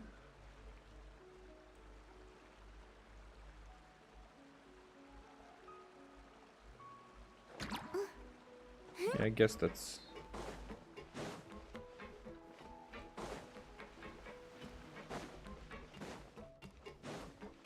Hmm?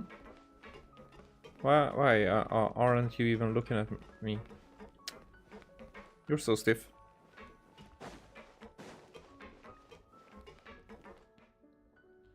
You're mansplaining.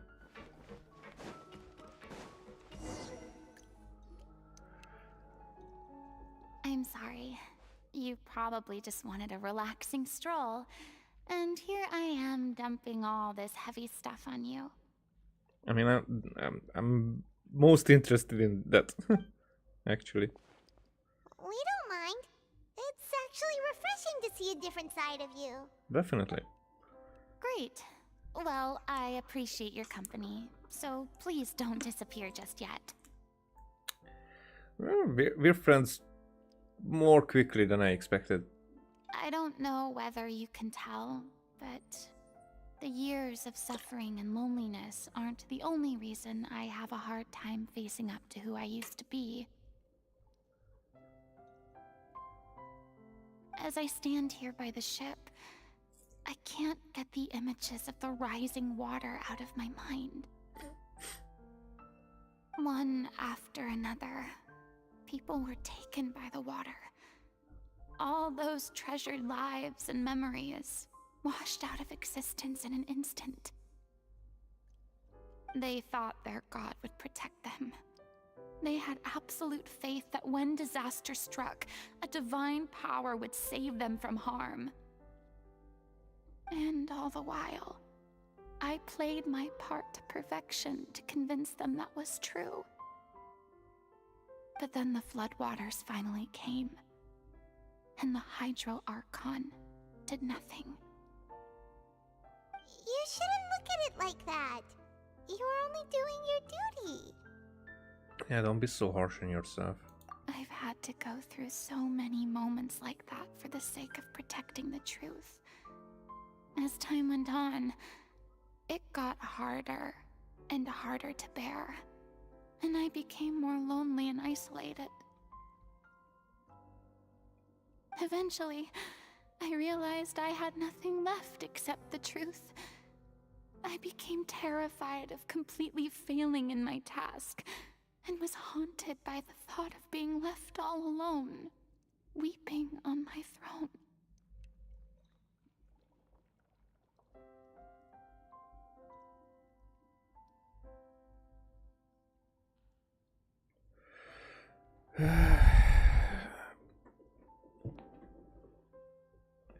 So, how I think, and I thought that not when I played the Archon Quest, but more like when I revisited it, that for her, it was a selfless thing how she was trying to protect everyone. That's definitely her main motive. And it was also very the side that we saw as the traveler was definitely about that, how she chose the selflessness every instant.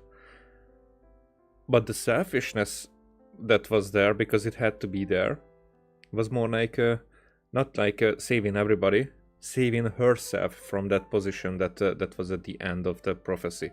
Because if that was like, okay, everybody will be dissolved, you too, but the prophecy said that she was going to be there like when everybody else was wiped out, and she was still there on her throne weeping. Now that's another level. So until then it's the selfless, and from there it's the selfish part, which is not selfish in a negative way. It's more like the survival instinct part of it, you know. A defense mechanism, yeah, more like that. So yes, I can really feel her. Fortunately, we were able to avoid the worst case scenario thanks to the help of heroic individuals such as yourselves. Everyone rose to their responsibilities, and I finally regained my freedom. I wouldn't even say regained, just gained. But on some level, freedom also means no longer being needed. I have no further use to people. Paimon would have never imagined you'd see it that way. I think of your freedom as your reward. A reward? Because now you can finally speak your heart. You don't have to be engaged and alone anymore. I guess so. Definitely. Back then, I didn't even dare to dream about having someone to confide in. And I thought that she's going to say that didn't even dare to dream about having like her own thoughts or her own views. Like it always had to be considering how people would think of her, what people would think about her. Because that's what she was doing, always listening to what people say and then go that direction. I was scared of someone recognizing me for who I truly was, and exposing the secret I swore to protect. Also, from the other side, but it's still, as I revisited those scenes, like her exception speech. And how he chose the persona that she was, as she said, fated to play. It wasn't like her only choice, but it was depicted that way.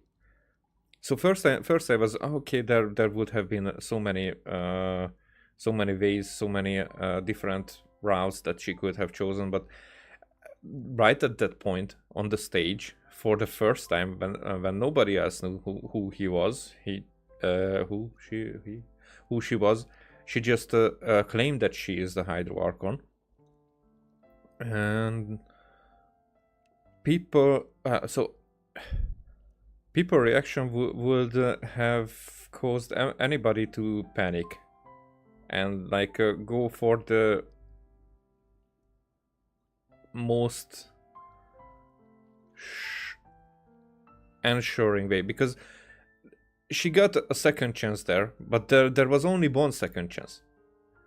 So if the second chance did not work, then she was done. So she had to go to hit heavy. That's what I'm saying. And after she hit heavy, yeah, I think in 500 years it could have changed, but she was afraid all the time about just slipping once, and then she was so focused on her putting up the same facade that works, that I cannot say that it could really have been done otherwise. And also it's a story, so it's not but looking at it from that way, if it wasn't, I think the subtle differences wouldn't have made that much of a difference in the grand picture. Believe in the Furina you see on stage. She is the one you can trust. I had to keep all my feelings, all my curiosity about life to myself. No one could be allowed to know. That's what I really meant when I said I'm no good at maintaining relationships. So that's where you were coming from. Paimon totally thought you were just a bit of a diva at heart. Nah. Could you please get off my case? I don't know what's gotten into you today. I'm making an effort here. You could at least try to do the same. Yeah, but I mean, I agree. But what Paimon meant to say was, she doesn't like to see you down. Do you feel better having gotten all this off your chest? I do. I once had nothing but the truth, and now I'm finally free to live my own life again.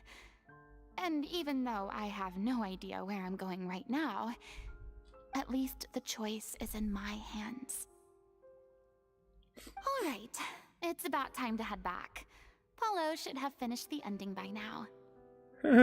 Yeah, for weeks he didn't do, but now 10 minutes. Sure. Okay, let's Half get an back hour. and check it out. 1 hour, maybe. Ish. Just a sec.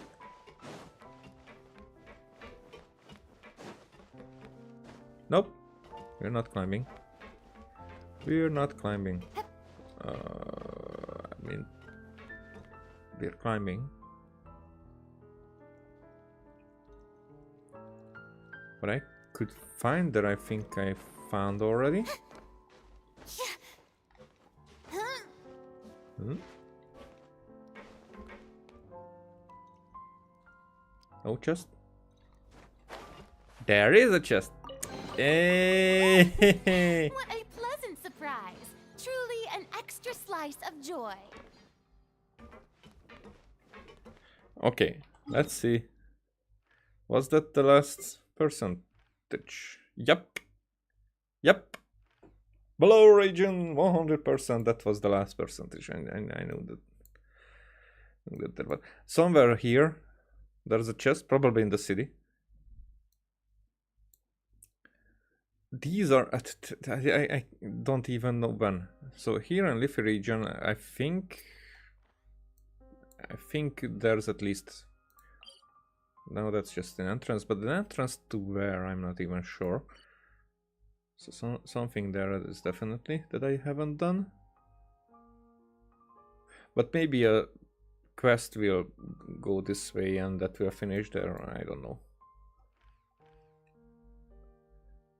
Because arenas that I 100% did, that wasn't intentional. Here I want to explore anyway, so that's so these parts, I think the islands I explored, but this bigger island has some stuff, and I know that there are some underground stuff also. Here there's an entrance here. This is probably an entrance to the same thing, and it's probably connected to the middle. And here is a quest. I don't even know if this is still there, because I did fire the cannon, but that was just like not even a quest. But here there is also a quest. Maybe that quest will be. I'm not sure. I don't know. I don't know. Why would I know?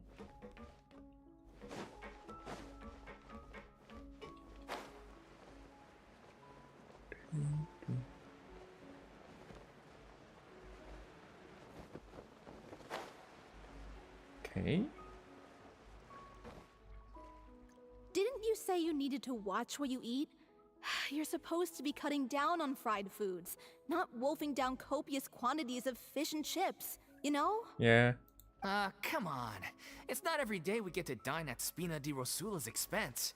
Can you believe how generous she is? I'm not about to pass on free food. I can see that. Anyway, my character doesn't need to be slim and good looking. That's your job. Oh, I'm waiting for the response. Are you kidding me right now? It's not your character's health I'm worried about, it's yours. Yep. I've spent my whole life battling the effects of ill health, and it kills me to watch you willingly ruin yours by filling yourself up with junk all the time. I mean, look around. There's junk everywhere. Oh no, looks like they're arguing again. Again. We're back! Could you maybe put your differences aside for a moment? Ah, you're back.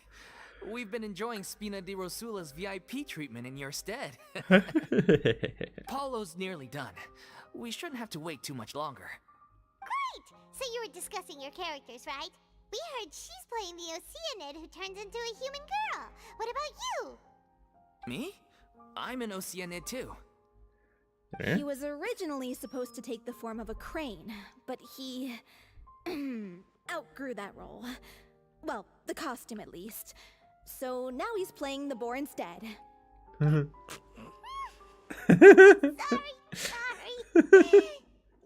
The boar's not a bad character, actually. He's the one who raises the little Oceanid, yes? That's right. He has some pretty memorable lines too, like when he imparts some solemn words of wisdom to the little Oceanid. If you become human, you can reveal your secret to no one. You will face suffering and loneliness. Is this truly what you want? Wait, that sounds kind of familiar.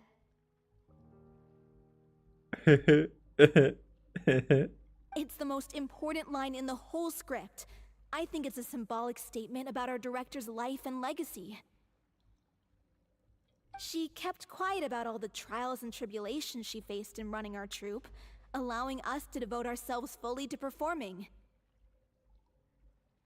It was only after she was gone that we realized how tough her job really was. You mentioned earlier that the troupe is like your home.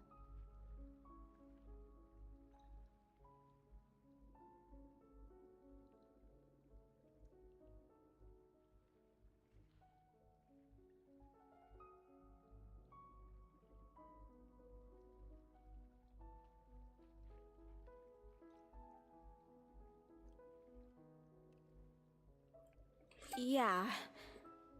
I was born with an incurable illness, and once my family found out it couldn't be treated, they decided they didn't want me anymore. What?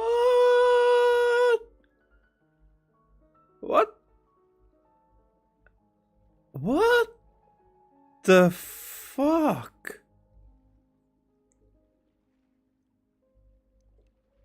Holy shit. This is one of the cruelest thing I ever encountered in this game. Holy crap. What? I spent some years taking whatever work I could find and trying to manage my illness with various medicines. But whenever I had a bad flare-up, I'd be lying in an alleyway for days at a time. Days? What the fuck? It was like that until the director found me one day. She told me I had a great voice and asked if I was interested in studying singing from her. I said yes. She took me under her wing, taught me to both sing and act, helped me find Mora for my meds, took care of me when my condition decided to flare up. I know it was all a huge burden on her. She sounds like a really incredible person. Definitely, and but that's nowhere near because that's incredible because of the sadness that we heard before, but because it could have been done for other people who did not experience that sadness, and then it wouldn't be that incredible.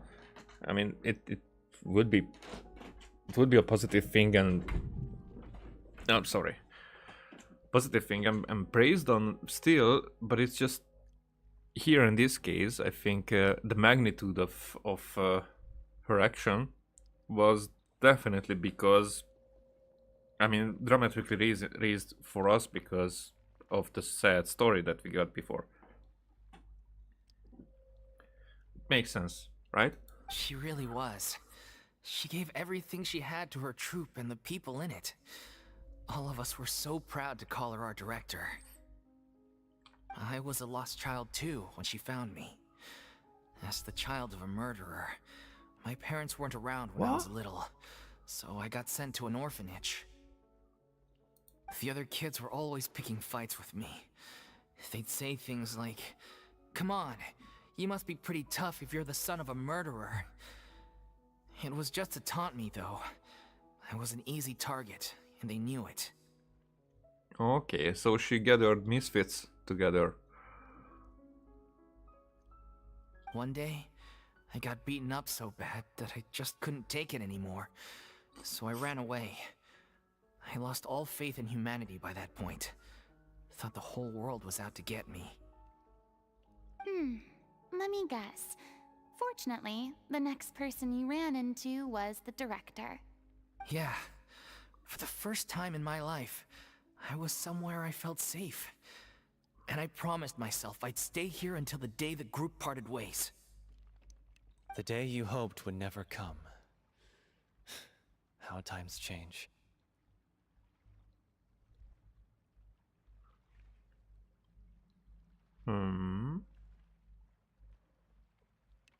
Oh, you're finally done? Get your butt over here. There's someone I need to introduce you to. This is our new artistic consultant, Miss Furina. Furina? The Furina? Oh my god, how did you manage to wrangle that?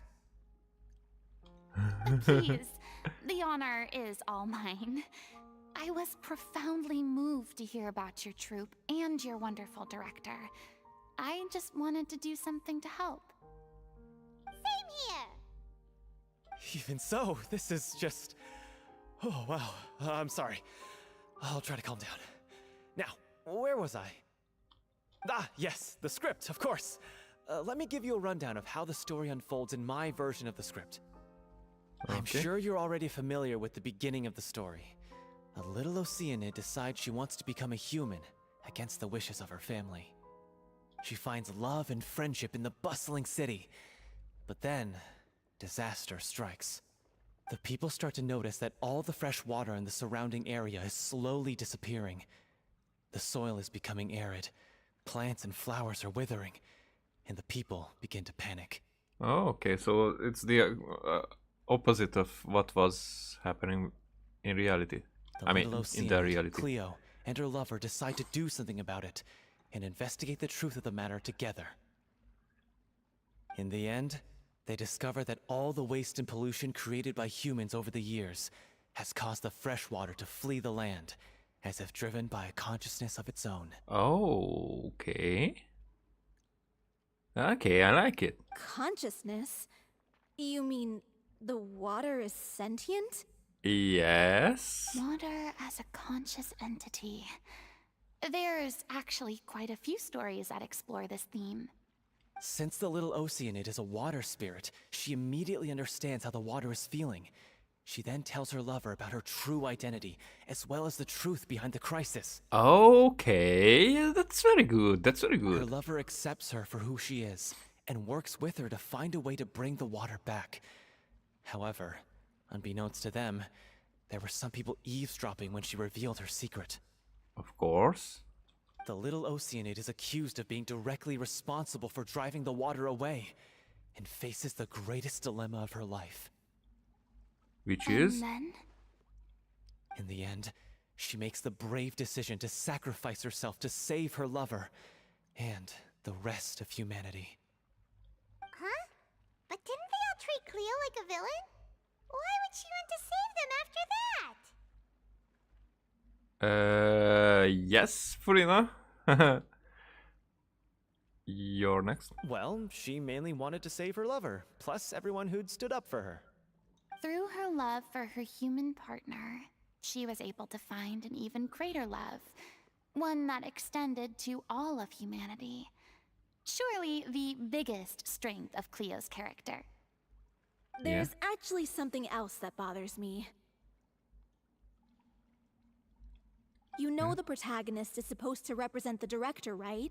And she never had the chance to become a hero in our world. If we're serious about dedicating this show to her memory, we should make the ending as true to life as possible.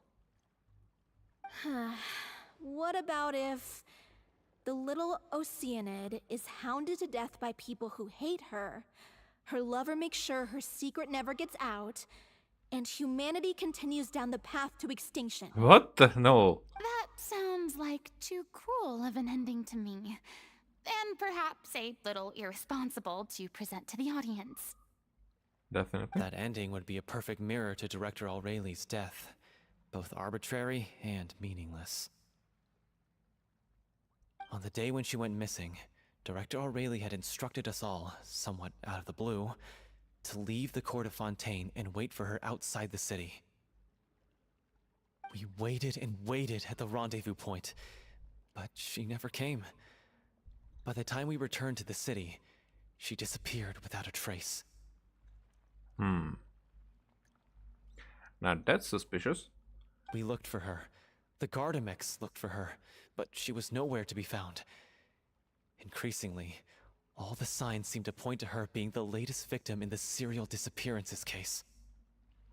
The director was the kindest soul in the world, yet she was senselessly sacrificed for the sake of a so-called experiment by someone who had nothing to do with her at all. Yeah. But doesn't the way she suddenly told you to leave the city suggest that maybe she had some sense of what was about to happen? It almost seems as if she was moving you to safety. Yeah. I've been trying to follow up on that ever since, but all my efforts so far have turned up nothing. Villemont might know something, but he won't open up to me. Oh yeah, the other. Okay, he will definitely. And that's why he probably has some resentments towards himself or the city. It could be. Okay, this story is deeper. Villemont? The one who's playing the role of the villain? Yeah. He's been overwhelmed by grief. I think the director's death hit him hardest of all. Grief? Guilt, more like. Also, I have a hard time imagining that anyone took it harder than me. Huh. Ooh, love triangle. Because, well, speaking of the play being true to life, I was deeply, madly in love with Aurelie. Huh. What? You kept that one quiet. It's time to be upfront with you all. No more keeping secrets from each other. We'll never be able to agree on the ending if we can't be honest about how we feel. Yeah. Okay. Polo is how you pronounce. I like his character here. In this regard. I did tell her how I felt once, but she turned me down pretty much straight away. And why was that? She said that we were all like brothers and sisters to her. Yeah. And she'd never considered us as potential romantic partners. Okay, there's probably something behind Not that. that it came as a shock or anything. It was what I was expecting to hear. So I told her I'd always be there for the troupe, and I'd always be there for her. I said, maybe one day in the future, when everyone's settled into their own lives and on the up and up, and managing the troupe no longer required her constant attention. That's not how it works. Well, maybe then she could reconsider what she really wanted in her life.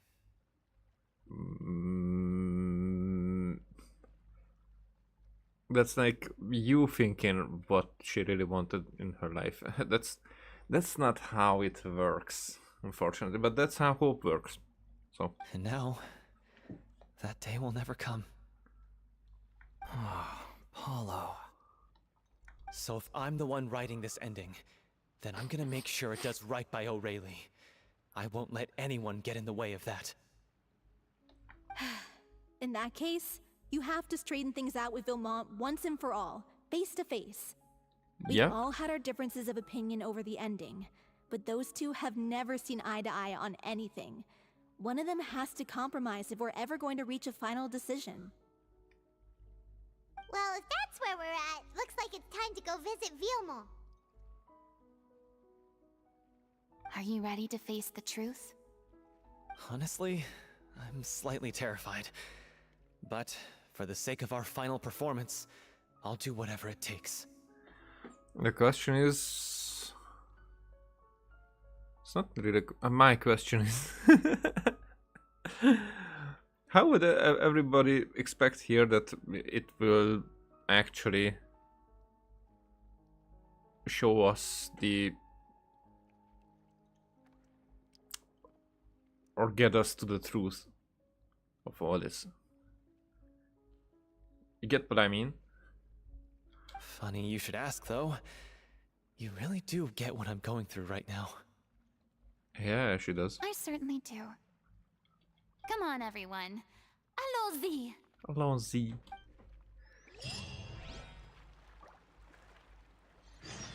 Yeah, okay.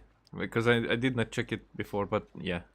There she will wear her vision.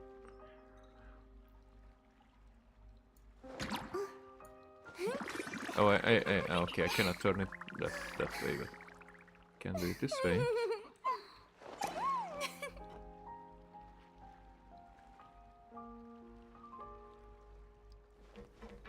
Oh yeah. Yeah, because right now in story she doesn't have the vision yet, but she, you know that we know.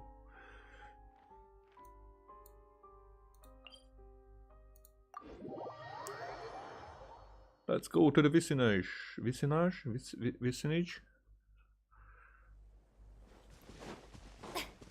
Vicinage. To be French. This is tough going. Delphi, are you sure you can manage in your condition? I could ask you the same question. Try to keep up. Okay. Where am I? Shit. As if this journey wasn't tough enough already without a roadblock. Well, I wouldn't say it's a roadblock. Don't worry. We should all be fine with the traveler here. We don't need to take a detour. Are we going to hit hard? Wait, why are you all looking at me? You're not seriously expecting me to fight, are you? Huh? We're just curious, that's all. I don't think anyone's ever seen Furina in a fight before. Yeah, but don't you remember why? The Hydro Archon willingly gave up all her power so it could be converted into Indemnitium. Miss Furina said so herself. This is our expression here. That's your cooking. Eat it up. That's your cooking. There was like 2 lies altogether, other than the act that she had to say on the trial. There were like, but that was the most lie. That was a lie the most, maybe. That's I don't know how to actually say it. And it comes back to Hunter. Are we smiling a little? Because Paimon is looking at us. Precisely. And I'm not even the Hydro Archon anymore, so all my power is gone anyway. You were never. As much as it pains me, unfortunately, I should just stay put. I'm more like a damsel in distress more than anything. That sounded so smug. Ugh, secondhand embarrassment is unbearable. C'est la vie. This doesn't require god level powers, don't you know? Any self-defense? Hey, lay off, all right? My bluff is hanging from a thread here. Yeah?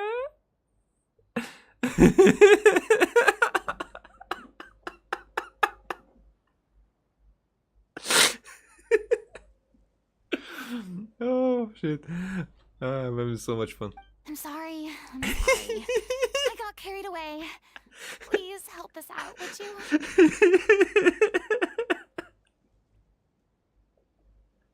This face is just killing me. Aw, too bad. I was so pumped to feast my eyes on fight mode Furina. Sorry to leave all the heavy lifting to you. Yeah. Don't worry, piece of cake. And Furina is right there.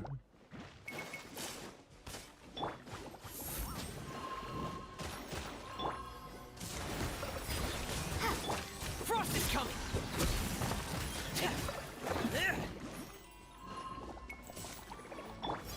The night is cold. I'm not gonna use her just because. Eh. Water jet. That doesn't work against them. Getting gear! Hey! Frost is coming! Well, but what the for how long were they in the air? Sheesh.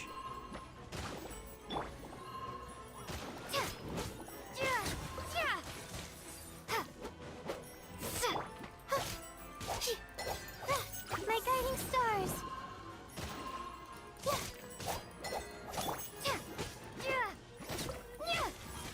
Okay.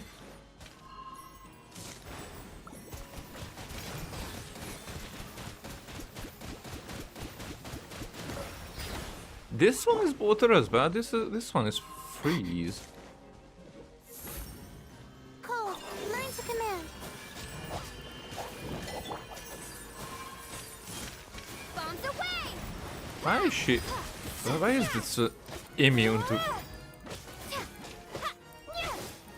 Okay, this way it takes a lot of time. Okay, Furina will not do anything else, just. But that doesn't do anything.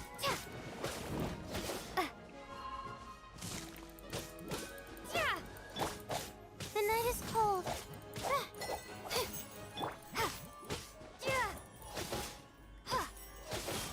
Okay, this takes time.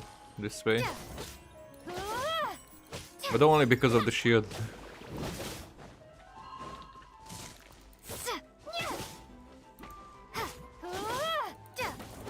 Oh, I'm using the flute? I forgot.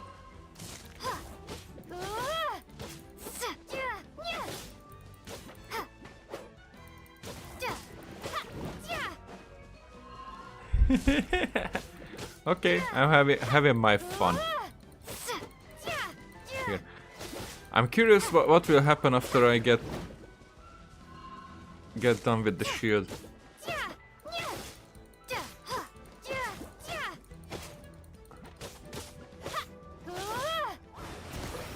There, finally. Not now.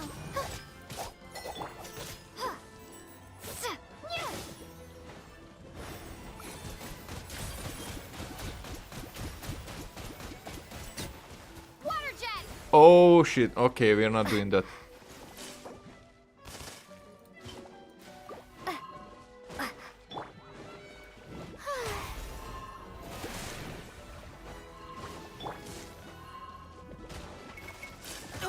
Ah, no.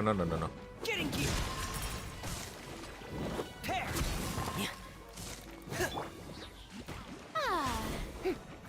Let the world collide. Wipe out. No. Getting gear! Shit! Shit! This freaking... Oh, no, don't die again. The show begins.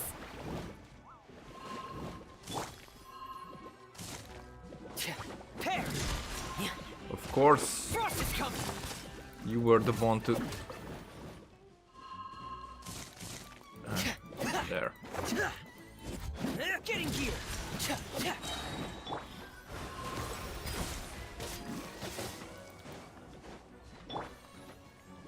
May I present?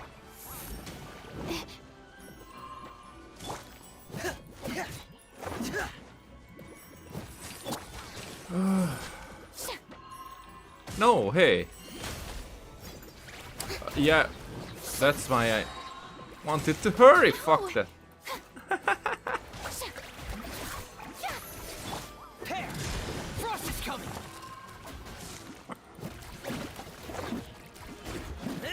Really, having Hydro and Frozen, Hydro and Cryo slimes against me when I have only Hydro and Cryo characters. Bravo! Good show! You certainly live up to your reputation. Really? Yeah, thank you. Anyway, the path is cleared now, so onwards and upwards. That wasn't fun.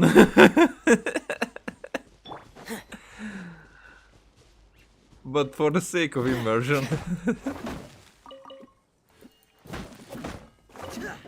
Actually, I saw team compositions where like there's one Hydro and 3 Anemo characters.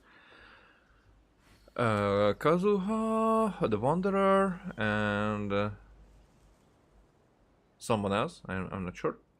And it was like with a Cryo was the fourth one, or a Hydro was the fourth one. I'm not sure, but it was like it's kicking ass. If somebody knows what they are doing, then oh yeah, Bennett was the fourth one. So there was 2. Was it 3?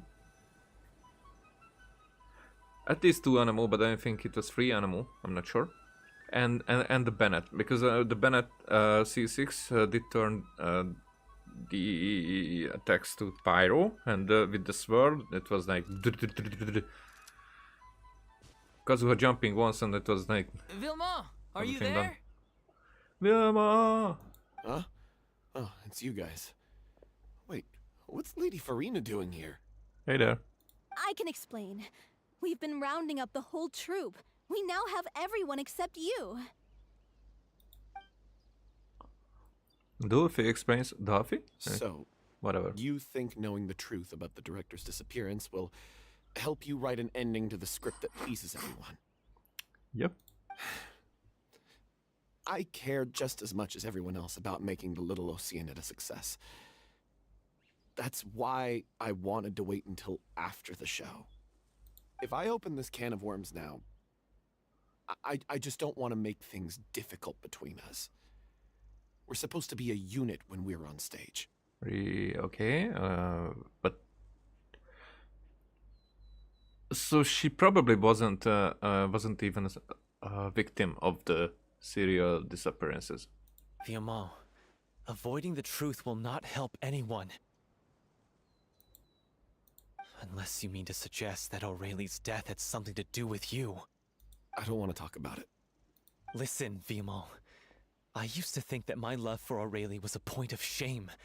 I never brought it up to anyone. But now, I've made up my mind to put it all on the table. I'm prepared to face everything, to sacrifice everything for the sake of the show. The Little Oceanid cannot be complete unless we do justice to Aurelie on an emotional level. This is why people think of you as not being the smart one. What do you mean about that? As you all know already, the troupe was kept afloat not from ticket sales, but donations from the audience. Of course, that was nowhere near enough. We took on side jobs when we weren't performing, but even then, the troupe's financial situation was pretty dire. Hey, she was a criminal? So, anyway, one day after a show, a merchant came to me and offered us a huge sponsorship. In return, we just had to provide the audience with their drinks during performances. Oh, Fanta. It seemed like a win-win, so I said yes to it on the spot without consulting the director. It was only when the merchant came to deliver the goods that I realized the drink in question was synth. Oh, synth. Okay, that complicates things. I'm curious if Fanta has anything to do with synth. Oh ho. Isn't that the drink peddled by the culprit behind the serial disappearances case?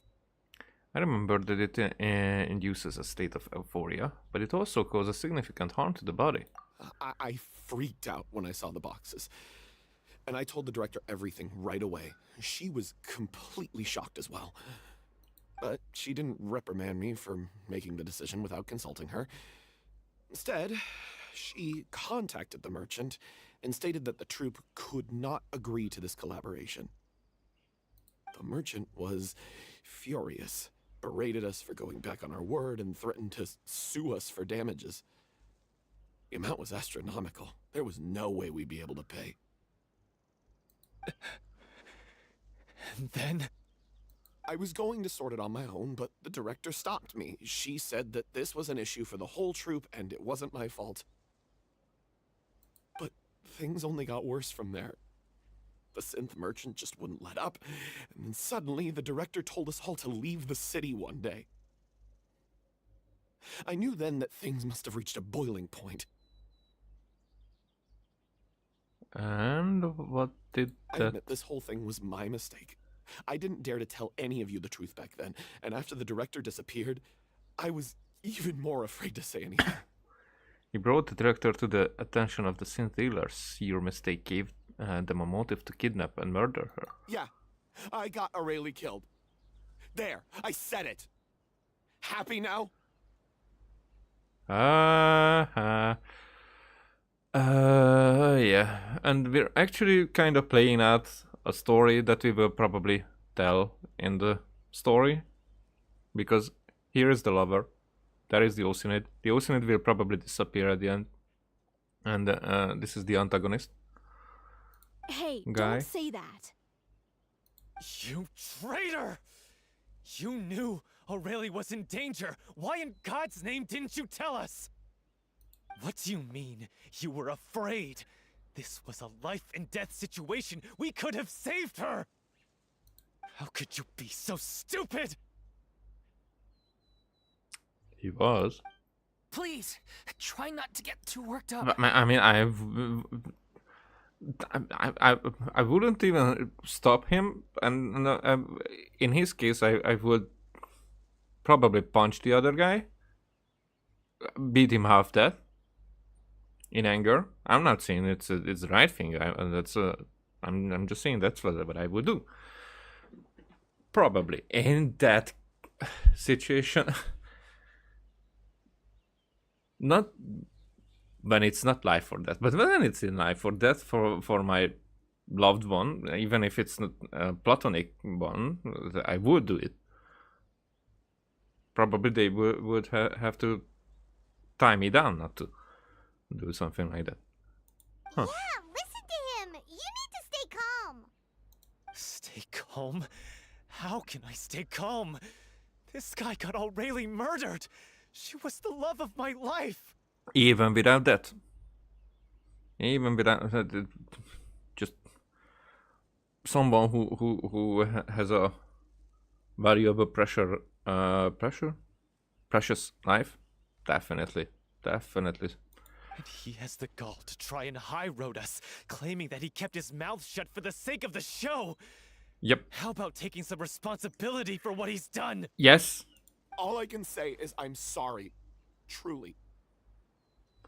I wanted to apologize to everyone in the troupe, but that won't bring back the director. What good is my apology now? And we see the parallel now with Poisson and Furina. I'm just a coward who made an awful, terrible mistake that I can never take back. Beat me up if you want. Kill me if you prefer. It's what I deserve.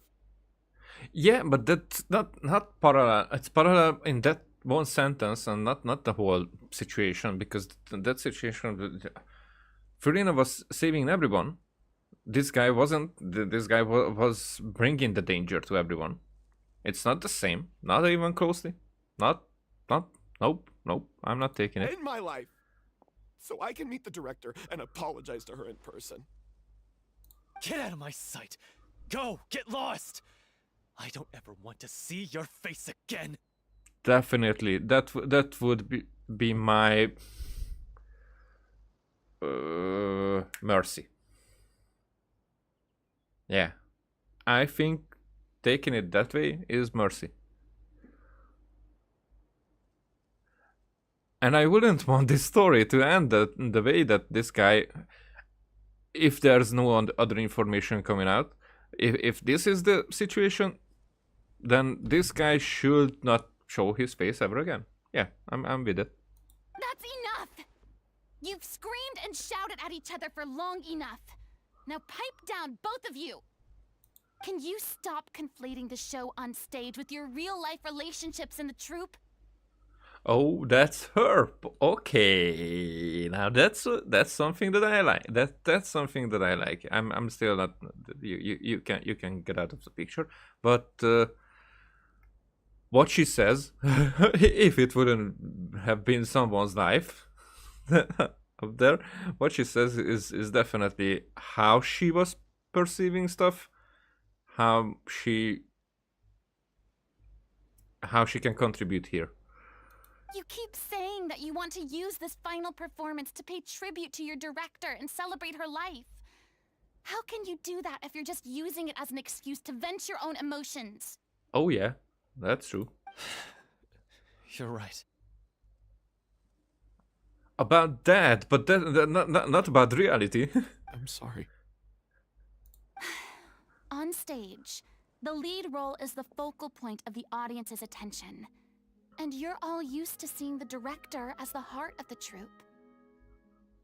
But in her own life, her greatest desire wasn't to be the center of attention. I can tell how much she loved you all, and how much she loved the troupe. What she wanted was to build a warm home for all of her brothers and sisters. To shield you all from the storms that rage in the world outside. That's how you should remember her. And that's what you should be celebrating. I understand why you're trying to make her the hero of the story, but isn't she your hero already? After everything she did for you? Yeah.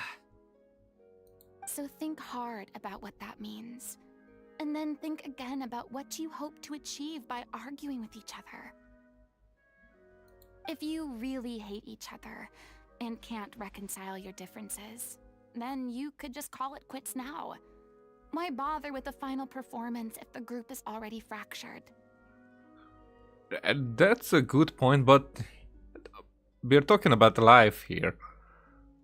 Really. I wouldn't work. I wouldn't stay in the same area than this guy. I get it that he is sorry, and I think that he can work it out by himself or whatever. But I would beat him up whenever he's in my area. That's just how it is. He can do his life outside of that.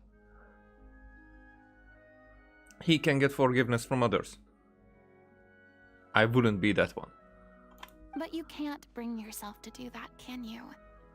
You care too much about Director O'Reilly and the home she built you all to let go. What are you laughing at? I don't see what's so funny. Sorry, I didn't mean it that way. It's just that, for a moment there, it felt like our director was back with us again. If she'd seen Paulo and Vilmont at each other's throats like that, she would have scolded them exactly like you did, in that same stern voice. Really? But she sounded like such a gentle person. Of course she was. Even her harshest lectures came from a place of kindness, and it showed. She really was a truly outstanding person. What you said, it really puts everything into perspective. I'm truly sorry. Okay. I really meant for this to be a genuine apology, but I ended up making it all about me and my self-pity. Don't care. It's all right. Let's save all this for after the performance. Definitely get beaten up after the performance, but no, before. No. We can, for the lead role, we could get another guy for instead of this guy. Definitely, or write a story without this type of antagonist, whatever. So, I don't know. the ending. What are we gonna do about it? Clearly, everyone needs to take a step back for now and reflect on what really matters. When emotions are running high, things get lost in the fray. Yeah, but when will we exile that guy? The end of the I'm story not needs letting to that go. focus back on Aurelie herself. She's the true star of the show. It might actually be possible to find out more about her fate. Oh, we're bringing it up. What do you mean? The Traveler is right. You once investigated that underwater synth base and recovered items belonging to the victims. Oh, sheesh. If you could find anything that Aurelie left behind, perhaps we can get a better sense of what she went through in her final days. You Oh, yeah. really think that's possible? I trust that nobody would object to the ending of the story being based on Aurelie's true feelings. Yeah? No. Well, we'll leave this in your capable hands. Come, let's pay a visit to the Palais Mermonia. The rest of you, head back to the rehearsal location for now, and wait for our good news. Oh, so we're stating that we will bring good news. Then, okay. Oh, if there will be information that that would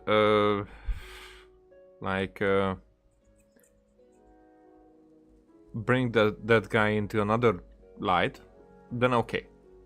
Then I will go with that. We're not at that point. Here at this point, that guy should leave as far as he can. Well, I guess I'm gonna teleport.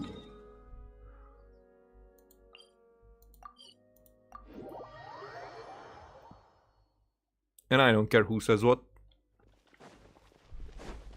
That's personal, that's selfish, that's okay. But sometimes...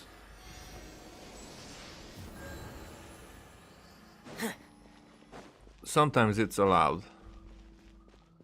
I mean, for that guy, beating it up, it's not allowed. I'm not advising anybody to beat up anyone.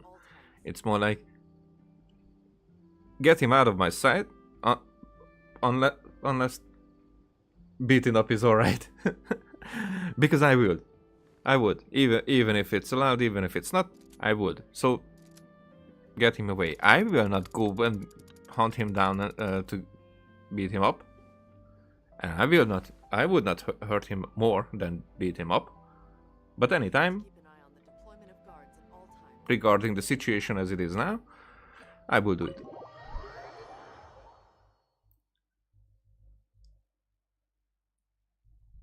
Yeah, definitely.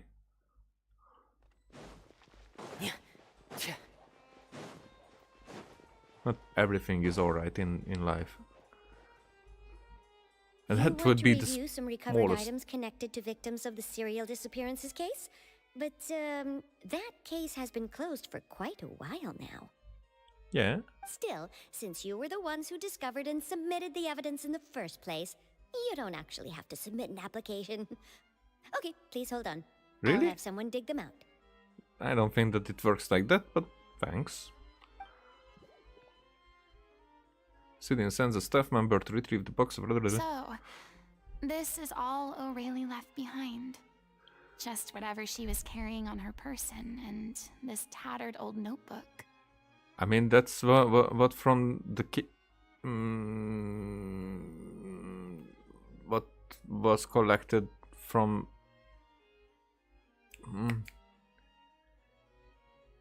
From, you know, that place where they found it. It's not that this is all that Aurelie left behind. Hey! It's full of script lines! And sketches too! Looks like they show where the different props should be placed on stage. Let me take a look. Maybe there's something in here from after she was kidnapped. Aha! I found something. To whoever discovers this diary. Let's see. Looks like she kept a detailed record of her captor's actions. She even mentions the truth behind the experiments on dissolving young women. If we'd had the chance to examine this notebook carefully back then, it would have been a conclusive piece of evidence proving Vachey's guilt. Okay. Vache took so many lives. It's still so unthinkable how many victims he had. I guess O'Reilly must have written all of this down in the hope that her records would one day be of use to investigators. Wait, it cuts off. Is something wrong? Her handwriting here gets patchier and more illegible by the line. She probably didn't have much strength left. Her final words are... I'll let you read them for yourselves. Okay. Someone else was taken. That makes 6. Or perhaps the 7th? Someone tried to escape yesterday but was caught. She hasn't been seen since. Was that yesterday? Maybe not. I've long since lost track of time. Sorry. I don't know if writing this is of any use or how much longer I can do it for. I can already see my fate approaching, but what terrifies me even more is the thought of seeing others from the trope here. Have I truly protected them? Sorry, I'm so sorry. I can't write no more.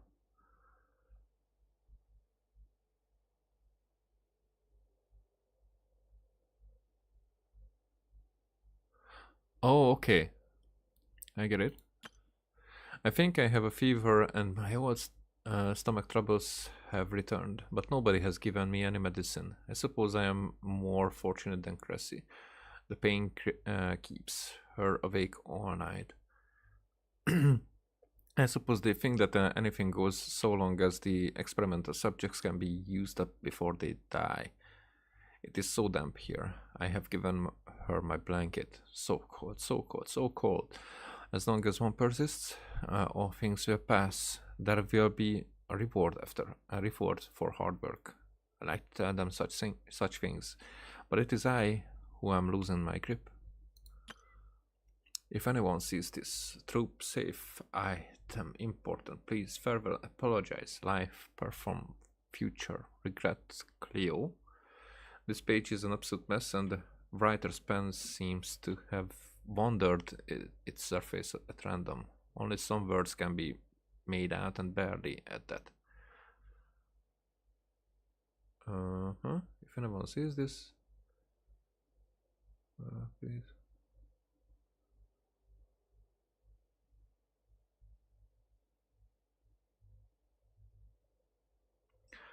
I think it might be that it's not in order.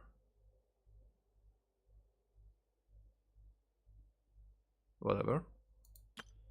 From this page onward, the diary stops to be replaced with lyrics from musicals. Some are in the form of newspaper clippings, others are handwritten with many crossing outs and changes. It is apparent that the pages have been referenced often, and that this is the personal notebook of artistic director Aurelie. Okay. She was so terrified. She watched a girl get dissolved right in front of her and had to wait for her own death in silence. She may have been a mighty hero in the eyes of her troop, but at the end of the day, she was only human. I can't bear to think how painful and lonely her final days must have been. You can't bear. You? If anybody can, then it is you. Wait.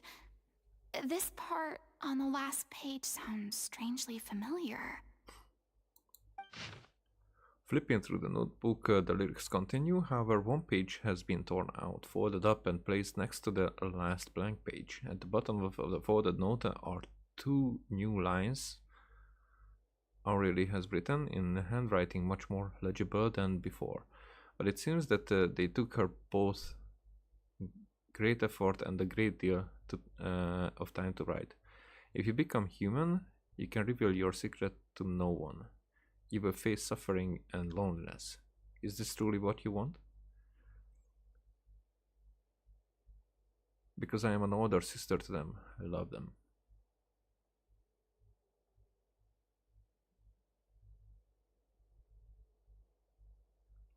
But this is what the boar says, right?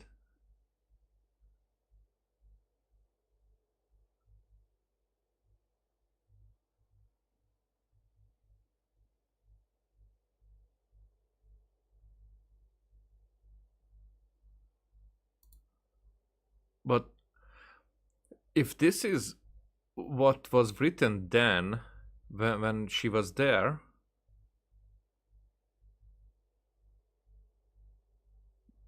how could they know about it?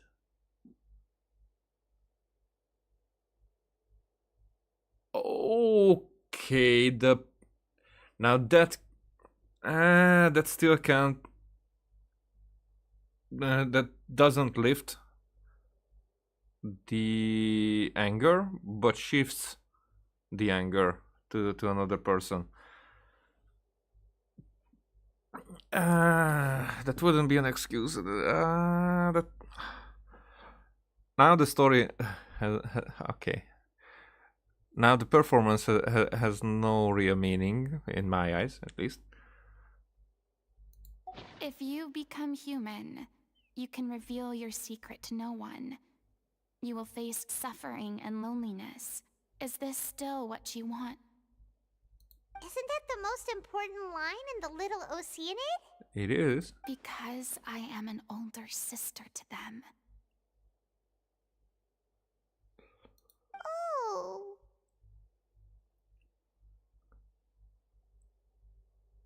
So she didn't regret her decision, even as she sat in silence, waiting for death to come. I don't really get that take right now. Why would that mean that? I'm sure this is what the troupe would have hoped to hear as well. I mean, she had their utmost trust, admiration, and love, and she truly deserved it. But how did they? Maybe she just rewrote that line. Let's go. It's time for them to learn Director O'Reilly's final thoughts.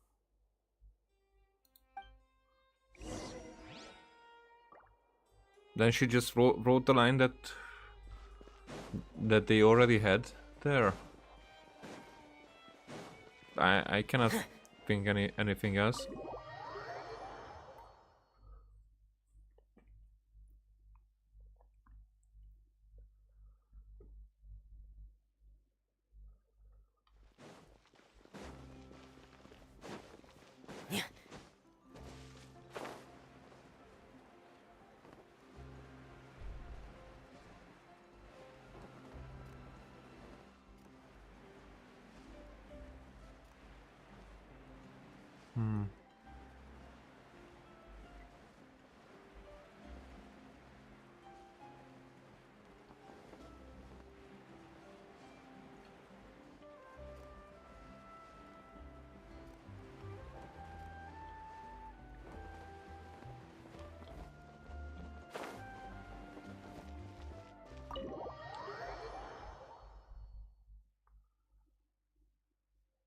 Time flies by when contemplating life. After reading through the notebook, some are lost for words, some weep bitterly, and some grind their teeth and howl with rage. That would be me. A long time passes before the group is able to calmly come together and finally make a decision. She deserves a hero's farewell. If that's the only way to convey to the audience the courage and selflessness that she showed in the face of death, then it's a meaningful way to end the story. Even in the last moments of her life, she was still leaving a trail for others to follow. She did her best to protect as many people as possible, even if it meant sacrificing herself. We know what choice our little Oceanid would have made now. I don't think any more discussion is necessary. Well, Vilmont, if we put the past aside for now, do you think you can bring yourself to go ahead with the show? I will channel all my regret and put it into my performance to make this a show worthy of our director. And punch the face. I won't ask for your forgiveness, and you don't need to worry about my feelings. This final farewell show should be about Director Aurelie and her alone. Yeah, I don't think that your performance is what I'm worried about. I mean, would I be worried about in reality, but Polo's.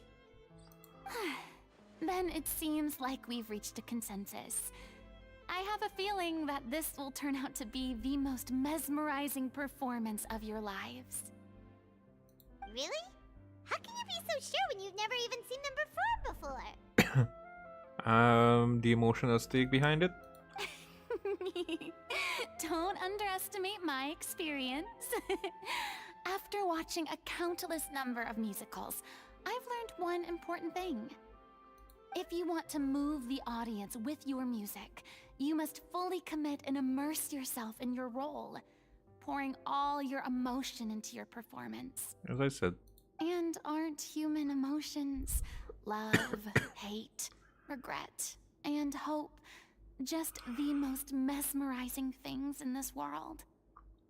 I don't believe anybody could be more committed to bringing this story to life on the stage than they are now. Thank you for the vote of confidence, Miss Furina.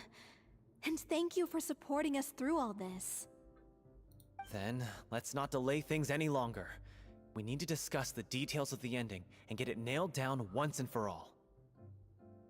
Actually, before that, I'd like to make a proposal. During the curtain call, please allow me to use the director's name instead of my own. Huh? But then... After all, this role was originally meant to be played by the director. I'm just filling in for her. Oh, I get it. Okay. Besides, a role commemorating her life should be associated with her name. Well, if you're sure you're okay with that, I have no objection to it. I mean, I don't know if it works like that, but I get the motion behind it. Now we're talking like a serious acting troupe. All right, I'll leave you to fine-tune your musical while I go and procure a stage. Procure a stage? Oh, it's okay. Our usual place doesn't need a reservation. Oh, but they will perform somewhere else. That place? Oh, don't be silly. For an extraordinary show, we need an extraordinary stage. By which I, of course, mean the Opera Epiclese. Whoa, wait, what? Whoa, wait, what? No, Just like me. That's never going to work. It's far too fancy for the likes of us. What are you afraid of? Surely you don't think that Aurelie's story is unworthy of the grandest stage in Fontaine. No, though that's not what I meant. It is supposed to be your grand finale, right? Believe in yourselves. Go big or go home. Yeah. I have no problem with it then. How about the rest of you? Don't look at him. Punch him. I'll take your silence as a yes. Thank you for giving us this opportunity. It really is a dream come true. Yep. Using the influence the right direction. Well, then don't Influence. disappoint me. If you mess this up, it'll reflect poorly on me too. That's the smallest thing for you, but I think you would even enjoy it. Come on. We'll need to get the go-ahead from Nerilette. I know just where to find him. I mean, we were just there a second ago, but whatever. You're just NPCs, I don't care.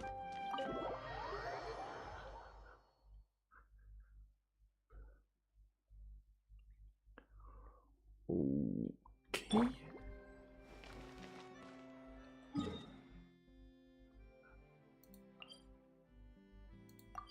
I mean, he's always inside.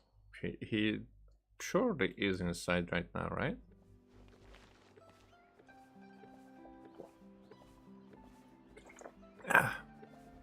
Or Furina knows something else? I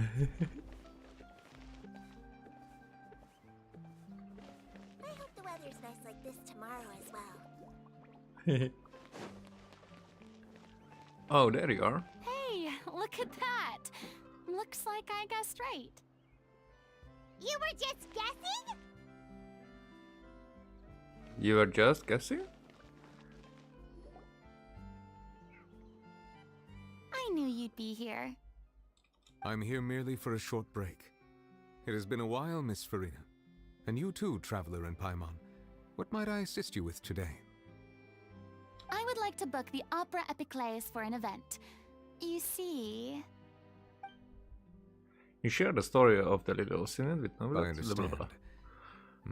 The process for booking the Opera Epiclese is complex and can be somewhat cumbersome. But given that the request is coming from the three of you, I see no reason to make things unduly difficult. The story of the little Oceanid is most fascinating. I'm looking forward to seeing it performed on stage.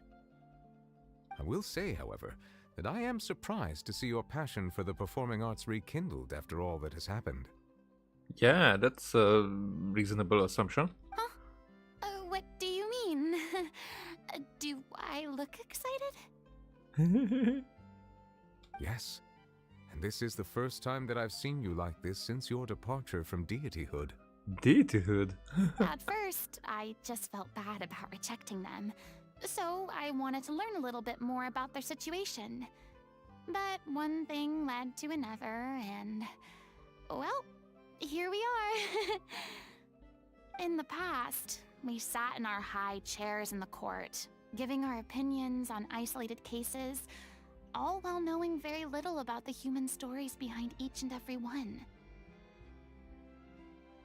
Maybe it's because I finally become an ordinary person and gained my freedom, but I've developed a great sense of curiosity about their lives.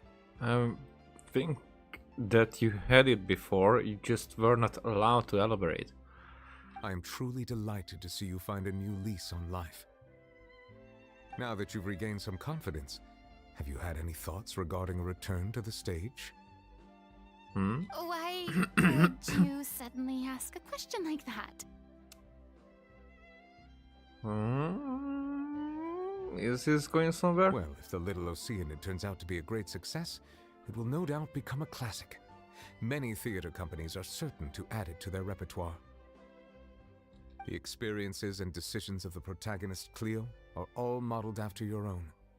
Naturally, this makes you eminently suited to playing the leading role. Oh. Oh. Now that's a proposal. It would truly be a shame if you did not take this opportunity to allow audiences to enjoy your outstanding acting talents once more. Haven't I already made myself clear? I won't act or perform in any role ever again. No exceptions. Nor do I think it is any great shame.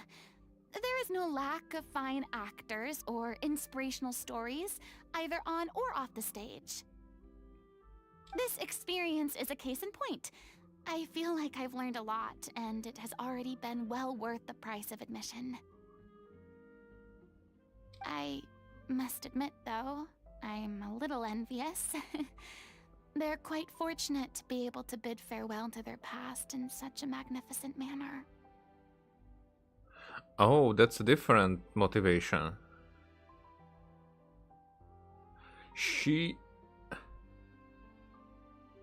she doesn't have that kind of closure. It was very abrupt, and it went in very different direction than just yeah, that's interesting. I see. Well, I'm glad to learn that you have found a role to play that you enjoy, be it on the stage or not. I sincerely hope the show will serve as the grandest of finales. I will have my staff book the date and mail the relevant paperwork to the troupe once the details are confirmed. Thanks, Nervalette. Yay! You are very welcome. Oh. Many people were once enthralled by Lady Furina's performances, myself included. I hope that one day she'll be able to understand that our appreciation was always sincere. Good point.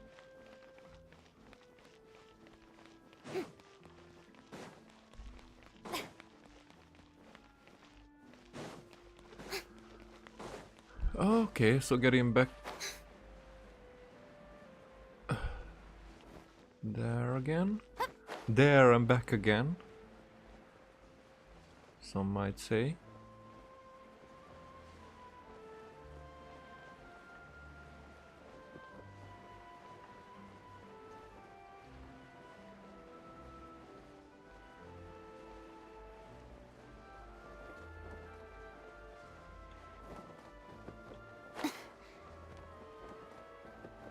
Charlene is always here.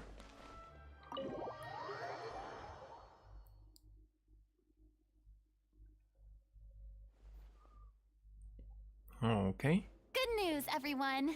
It's done. The Opera Epiclese is booked.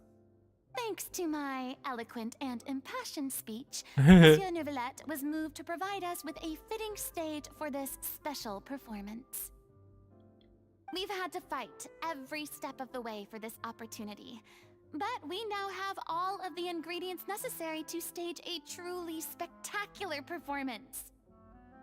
A touching story, a magnificent venue, and last but not least, a passionate and dedicated cast.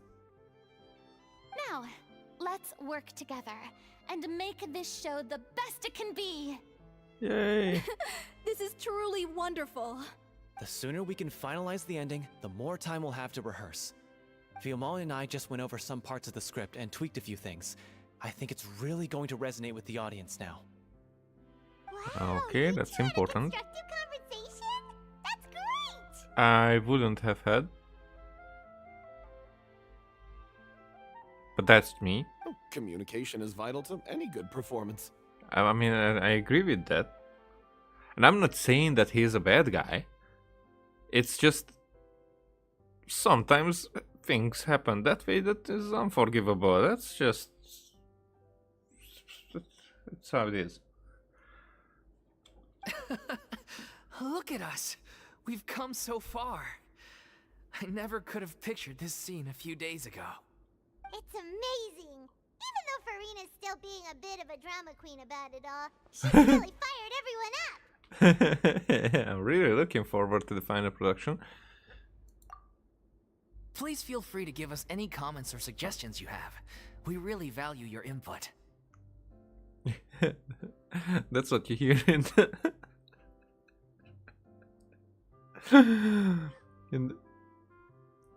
I mean, like in a government speech or something, or like a flyer.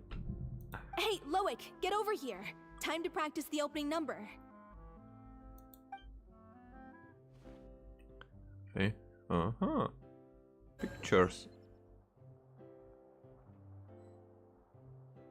Oh, pictures.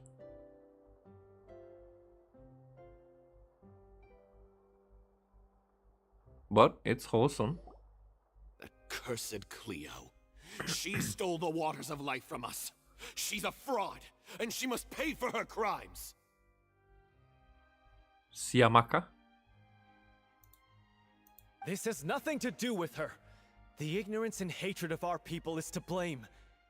How can we hope to win back the water's favor if we don't change our ways?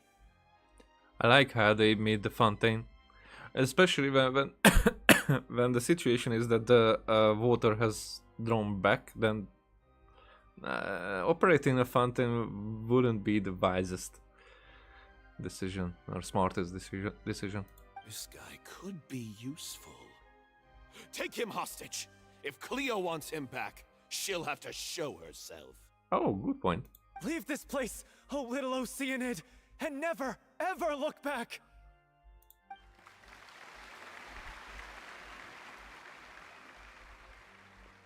If it would be dried out, then that would make a good point. Everyone's really throwing themselves into their roles. I haven't seen such a fine performance in a long time. If only. What is that? What should we do? It's almost time for her to take the stage. Why? Why does it have to be now? Oh, it happens. Hey, what's going on? You're due on stage any second now. Oh no, not again. But why? What about your new meds?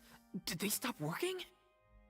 They've been getting less and less effective over time. I've had to keep increasing my dose. What? I thought they cure it. So they were only managing your symptoms? Yeah. I figured whatever it took to get me through this final performance. Oh, shish. How could you do this to yourself? And after that lecture you gave me about not looking after my health. Yeah, that's still like accurate though. I'm sorry. I've let everyone down. You... This is a conversation for another time. How can the show go on without its star performer? Well, Furina is right there. Miss Furina, I'd like to make a request of you. Say no more. If you're sick, you need to rest. I know what you're going to ask. Loic, your character has no more scenes, correct? Oh, yeah. I think my scenes are all done.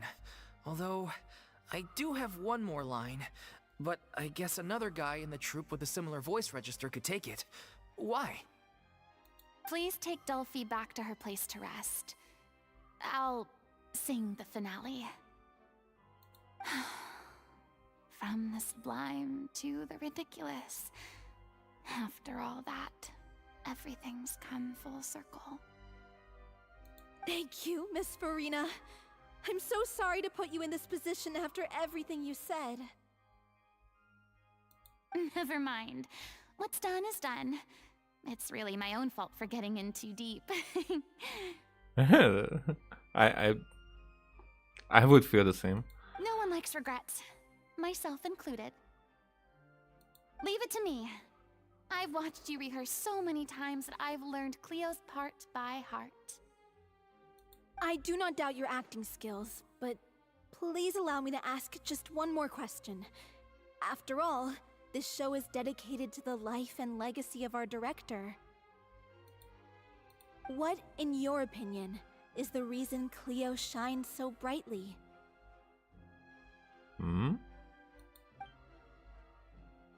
It's her pure heart.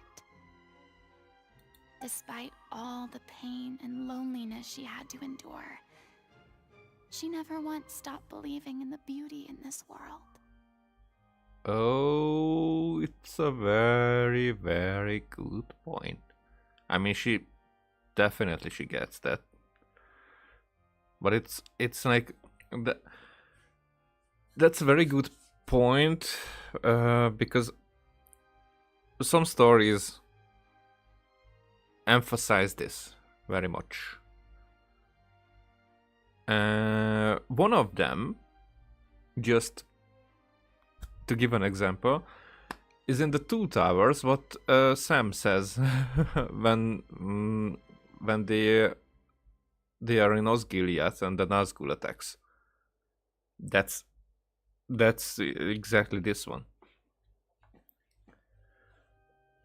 So yeah, and And there are my other personal reasons for thinking that this is a great motivation. But it's always like believing in the beauty of this world. It's very good.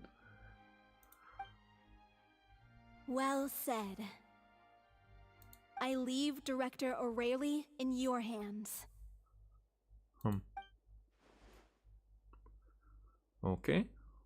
Are you taking up another like a costume or something?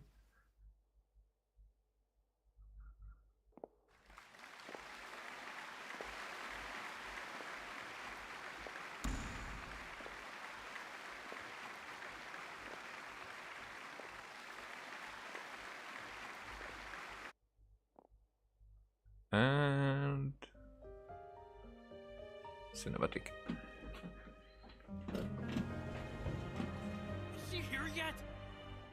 Will she get here? She's not coming! You're wrong. She's here.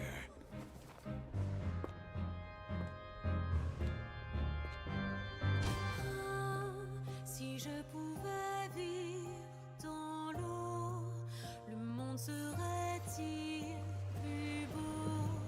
Me pardonneras-tu, ô chère mère? L'eau dans son courant fait danser nos vies, et la cité elle nourrit, ainsi que toi, mon doux amour. But what about your wish? My wish.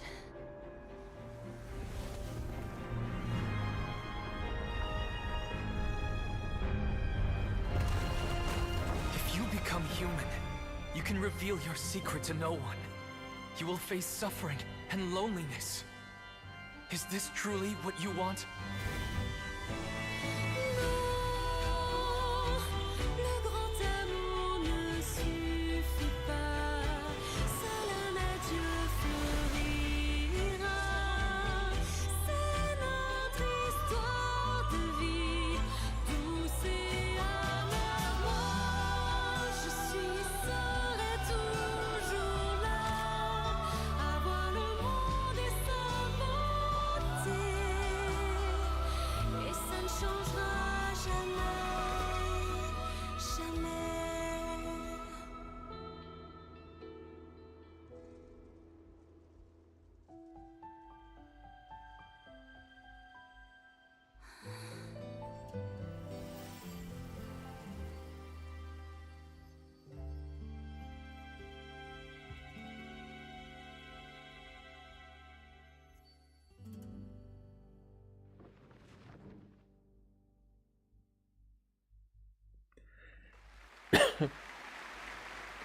Yep, that was the last few seconds were what I saw, what was spoiled to me because YouTube.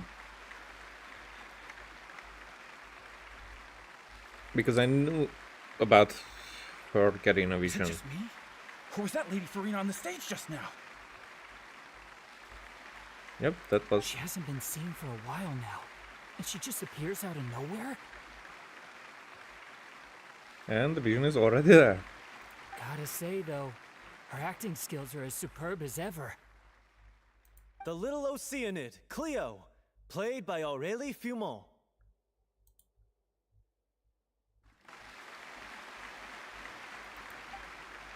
Wait, that's not her name. What's going on? I don't know. Maybe it's just a doppelganger. I've spent a lot of time out of the spotlight, and they didn't use my name during the curtain call either. Hopefully, not too many people recognized me. I mean, your clothing is giving away a lot. It's too bad that I had to break the one clear rule I'd managed to make for myself, even if I had no choice. You had choice. You Still, chose. I have to to- admit that, despite everything, it felt good to be back on the stage again. Finally, we would like to give a special thanks to our artistic consultant and event coordinator, Miss Furina! Hey, that's not what we agreed on. Oh, so it was Furina after all. She's back. Honestly, what is he doing? He should have run that by me first. Yeah. Alright, calm down, don't be mad. This was a group decision. We just didn't want your contributions to go unacknowledged. After all, it's been the rule in Fontaine since ancient times that everyone's work, visible or invisible, is equally deserving of recognition. Now that doesn't actually... That doesn't really resonate? Not resonate, but maybe that's a good word. With how they are treating Furina. I mean, not her fans, but more like... I mean, okay, person has a different motivation.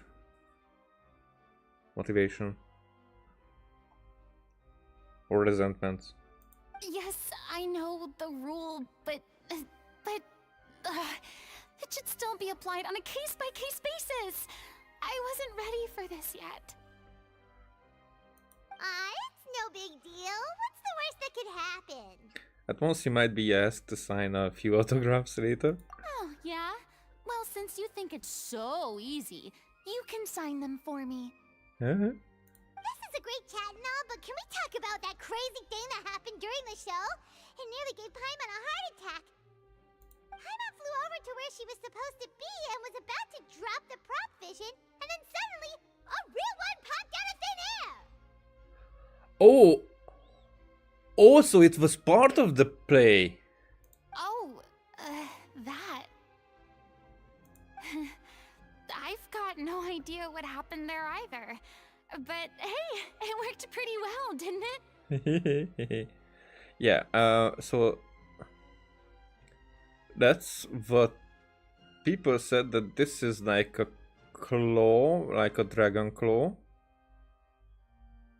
But I don't get exactly that, because for me this seems more like thorns than claw.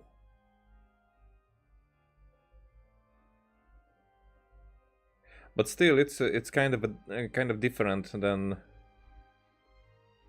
what most gets. I'll bet the audience has never seen such a realistic prop. Wait, what about Dolphy? I wonder how she's doing.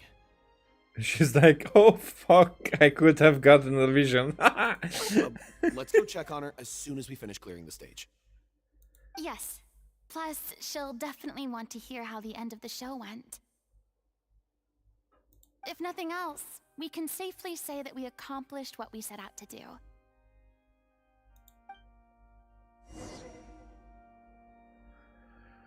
Return to see Dolphy and Lorlowick. Can we talk to the audience?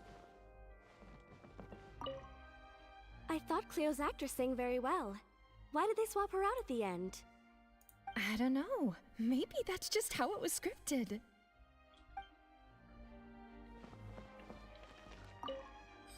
Did anyone see where Miss Furina went? Oh, I want to get her autograph, but I can't find her anywhere. This guy is Furina Zuma.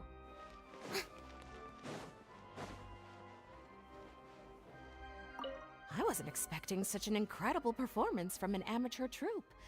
They didn't seem out of place on the big stage at all. Yeah, their technique could use some polish, but the performance in general felt very believable. Hit all the right emotional notes. I think it'll stay with me for a while.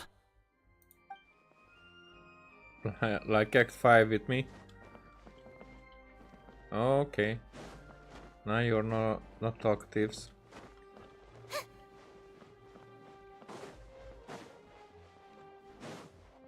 You guys? No. Okay.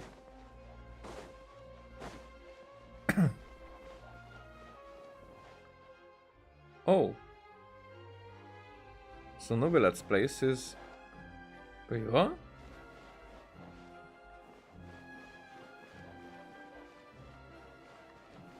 Oh, Furina's is up there. Okay. Okay, okay. Got it. That's quite an...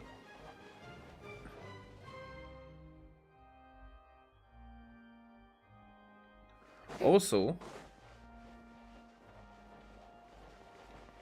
I know that there are stairs leading up there, but we cannot get up there just like that, right? I think. Because I know that with the Wanderer there are ways to get up there. It's just can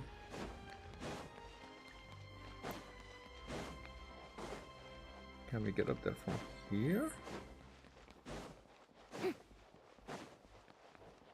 Should be able to. Yes. Yeah, so Furina's place is above us here. Okay, so there are the stairs where there were camera shots during Act 5, but that's probably not leading anywhere.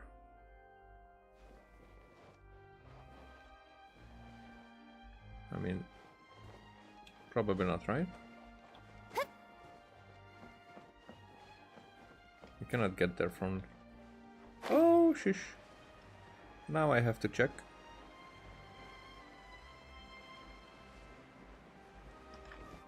Not from this side, but...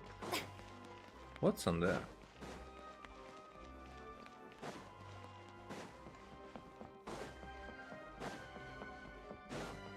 Can we actually? No, this is where the... But I didn't know that we can get back here. But this is where we met Ardakino.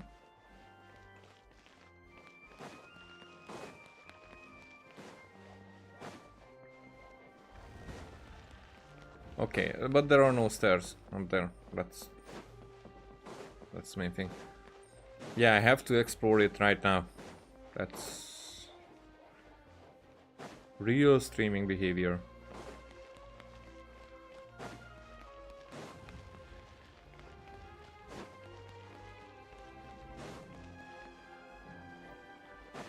Immersion, here I come, or something like that. Whatever.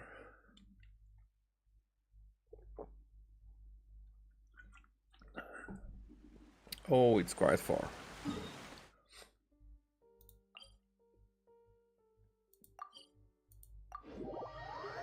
Now she got her vision. I mean, I was expecting different still what they were talking about, Furina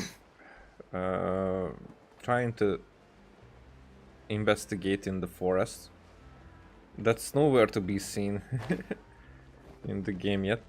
You know what they told about her in the special program.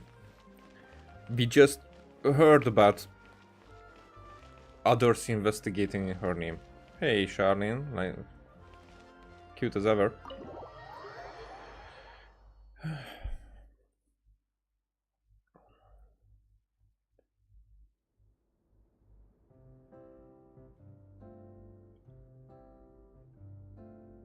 Okay. You're back.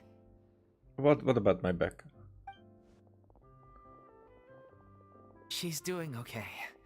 Her condition stabilized after taking some of her original medication.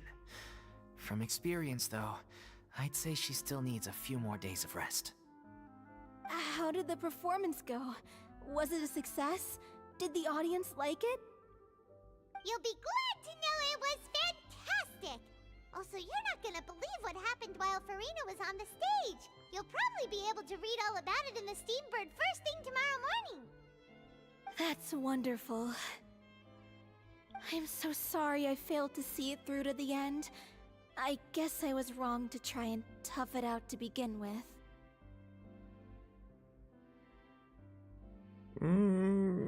Yes, I guess. Don't worry about it. Like they told me after announcing my name during the curtain call, everyone's work deserves recognition. Even though you couldn't see it through to the final scene, The audience was very impressed by your performance. It's safe to say that you made your mark on this memorial show. Well, one way or another, we did it.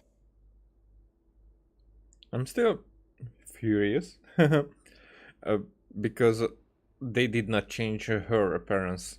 Because it would have been so funny to see her like in a wig as hers. Because, you know, basically change them up so the eyes and her size would have been just difference. I've had bad luck ever since I was born, so I never expect things to go smoothly in life. I'm just happy to know that we went out on a high note. That's all that matters. I don't think that you went out. Blaming your bad luck again, are we? Maybe if you didn't push yourself past your limits so much, your illness wouldn't be flaring up all the time. That's what I say to my mother a lot of times. Oh, don't you start. I don't have the energy to argue with you right now. Then don't. Please. Maybe. Aw, you two clearly care a lot about each other. I don't know what you're talking about. You mean we never stop arguing with each other? Yeah, that's like a character trait. I mean, a bit caring. Point at small Any plans for the next step? things. After the brilliant performance you put on, the reputation of your troupe is sure to spread through Fontaine like wildfire. You won't have to disband if you don't want to. You could capitalize on the rave reviews and license out the Little Oceanid to the bigger theater troupes out there. That would do wonders for your financial situation. Mm-hmm. Yeah, you should leave. No, we should still disband. Yeah, it's what we all agreed to. After all that's happened, I should give you guys some space. But maybe our paths will cross again one day. Yeah, no, don't do this. Stay, please, and you're one of us and whatnot. Leave. Hey, don't just walk off! No, that's all right. No, you. I still want to keep performing, so I might join another troupe. After watching Miss Furina's performance, I think I'm starting to understand our director's infatuation with musicals. You should do it. It suits you. I'd originally hoped to keep performing too, but I don't know if my health will allow me to. Oh, so now you finally got your priorities in order. I guess I'll hold off until you've properly recovered as well. What about you, Miss Furina? Any future plans? Well, frankly, I think a return to obscurity is no longer an option for me. I'm sure a slew of consultancy requests will hound me wherever I go until I finally acquiesce. What? Acquiesce?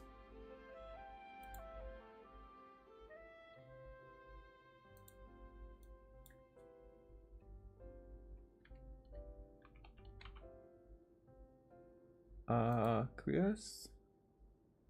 Agree. Permit, consent to, allow.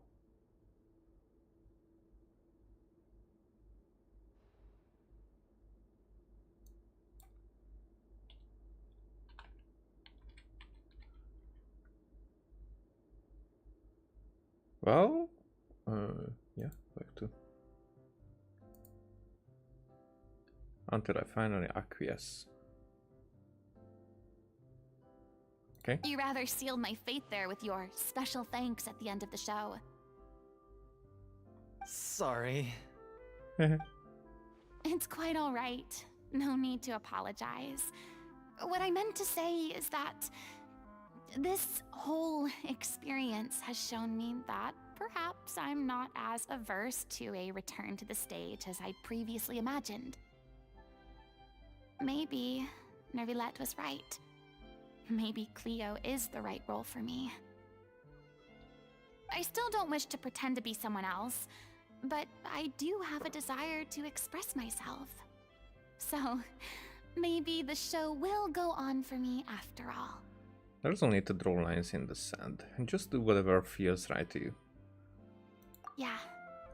There was once a time when I was an actress in a masquerade, seeking only to hide the truth. But from now on, I want to spend my time learning real stories about real people and how they touch the lives of others around them. I want to watch them blossom and wither, see them refined on the page, retold on the stage, and remembered long into the future. I'm sure this is what captivated director O'Reilly as well. Yep, that's actually... As writing is my hobby, and I like to call myself a writer, even though it's not up there yet.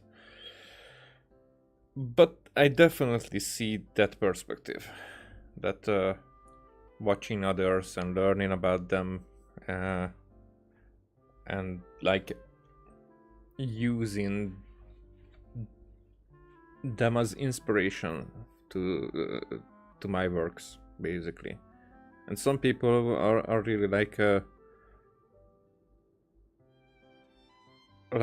to have characters inspired by themselves or their ideas that I use in the way I do, because I wrote stories already that way, that some aspects were agreed on before, that it has to be in there and whatnot, which is basically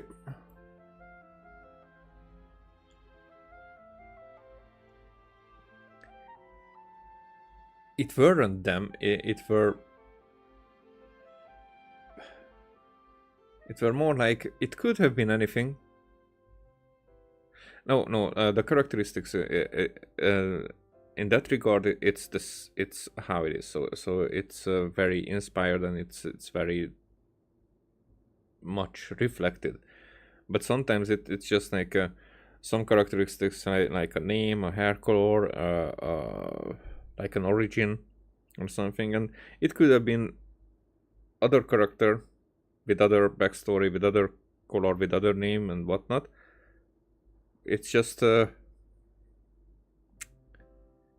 more like referencing them in a way, and yeah, it's like thanking someone at the beginning of the book for their ideas or for their support or something. So it's like for me, in my eyes, it's like that. I don't know if it's that way for them, but I think it's different for everybody. Sounds like you're ready to stop running from your true calling.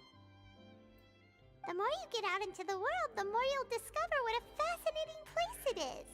Yeah. Sorry. Next time I'll invite you to join me. Then it's a deal. If a vision is a gift from the gods, then I should do my best to honor it.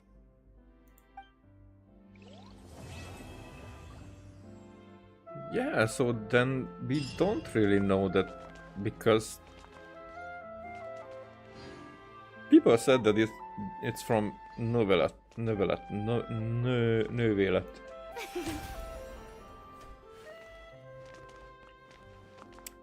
Okay, I would like to... Can I actually... Yeah, I can.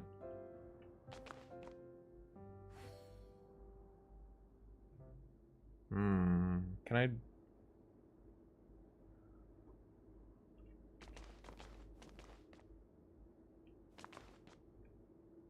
This way, they are looking at each other.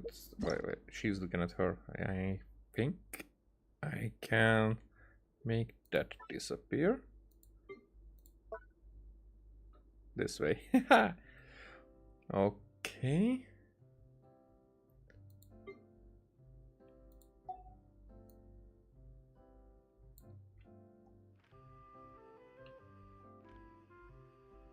Now we're getting somewhere.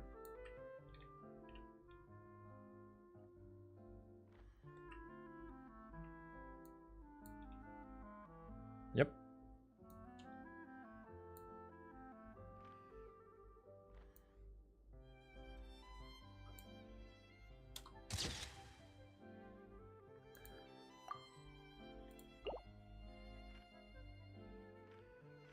This is the closest, but this is the closest. I think I'm sharper. Oh yes, this is much better, okay? Now let's see.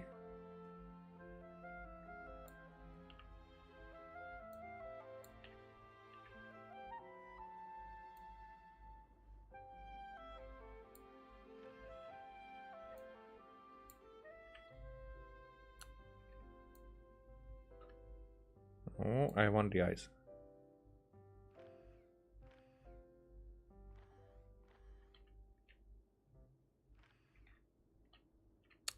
I shouldn't have.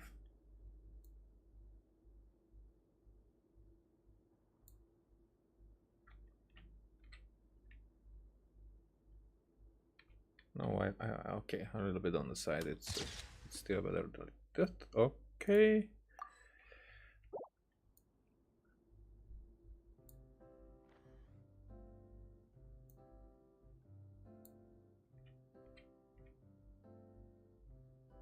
No, I want a different.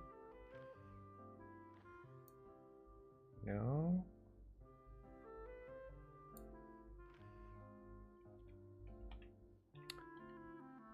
Wow. Yeah, this is the closest. Okay, I think that will be enough. Other than if I...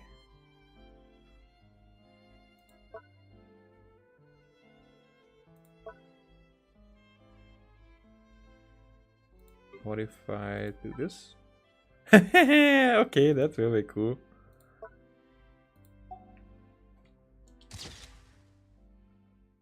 Yeah. A bit farther. Okay, the guy doesn't need to be in there.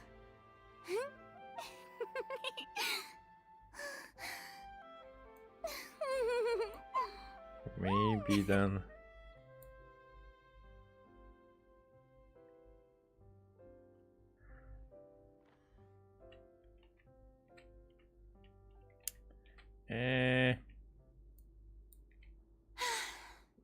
That was okay. Can be such a hassle. Who knew the people would adore me so much?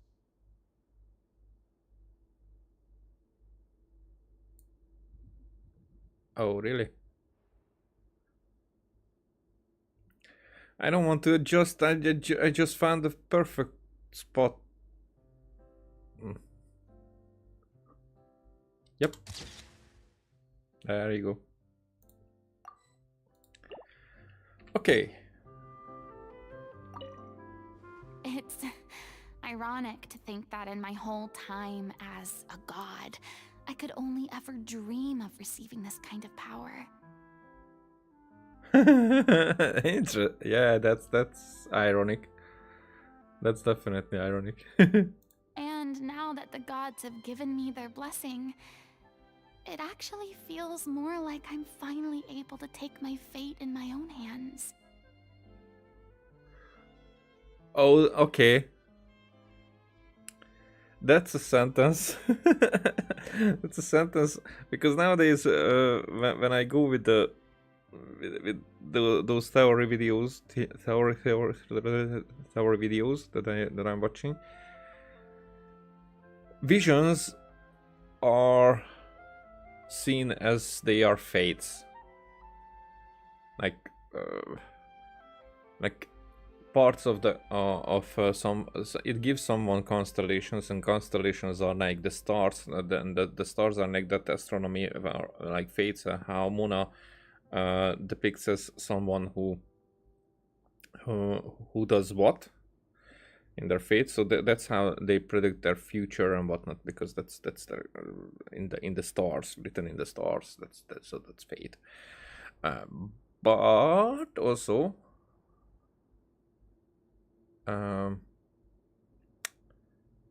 how Irminsul goes about predicting future and people, and I think that's how visions.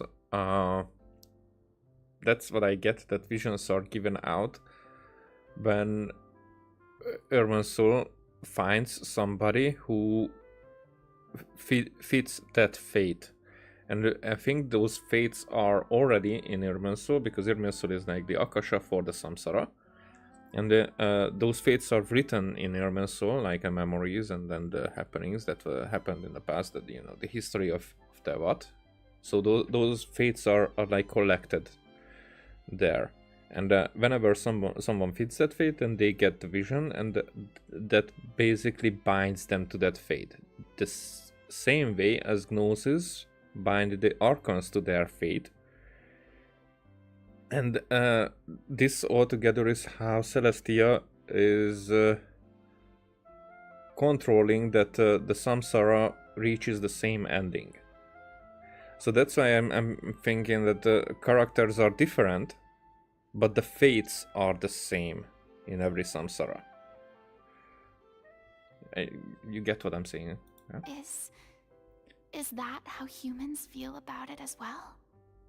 I mean, you are human.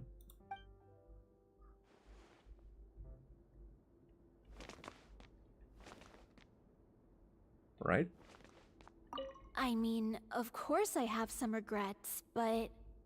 There'll be plenty of opportunities in the future for us to tell the stories that we want on stage.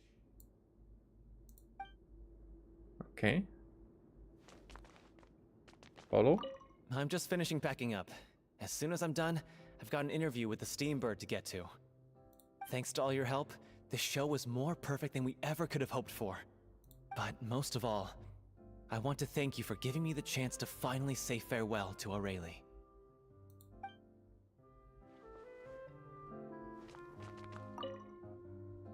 Now that the buzz is worn off, I feel ready to pass out. I feel ready to pass out. That's cool.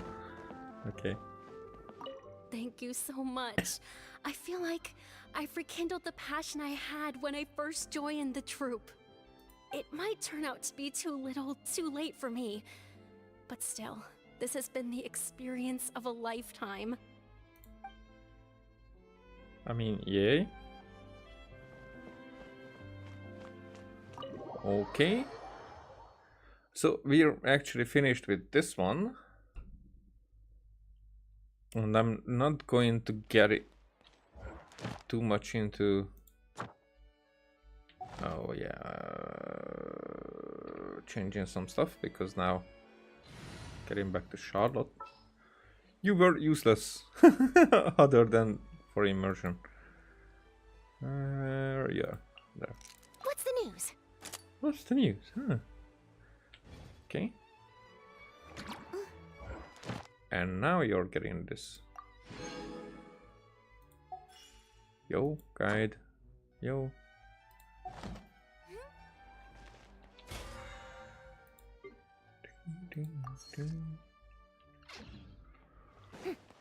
Oh, yeah. Where are we? At this point,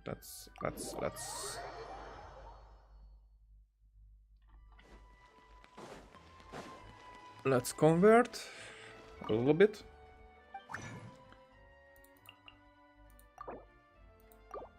A little bit of the resin. Okay. And where we did not get to yesterday, but I want to... Oh.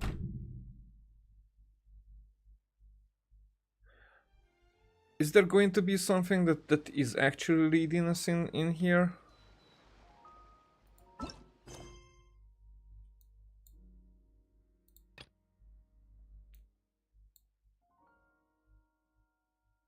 Definitely the Narcissus and Croix Ordo. Definitely, that is the thing that will get us there.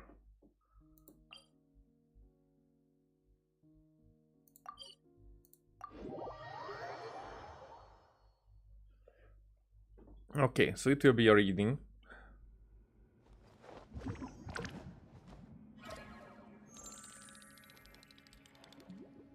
Reading thingy.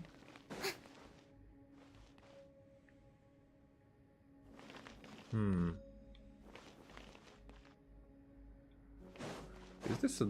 This is not a domain, right? Yeah.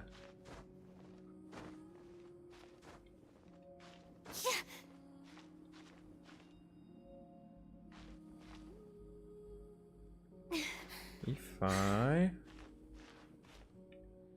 step down here... Ah, no. Wrong button. No!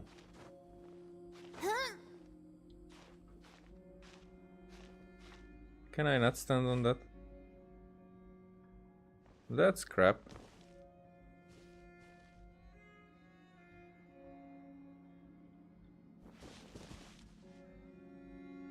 But then I can just climb here.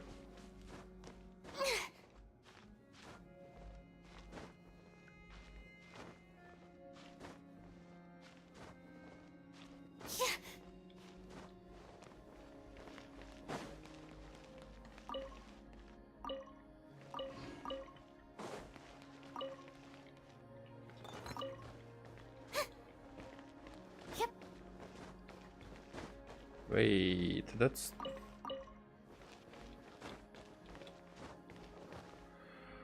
Okay, so what can get me higher?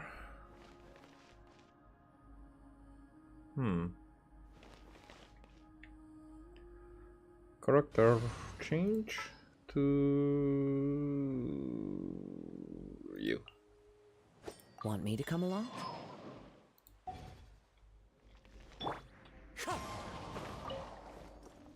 A carrot.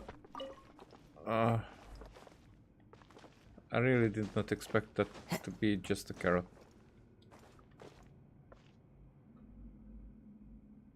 Windstrider. Yep, that's exactly what I was doing, right?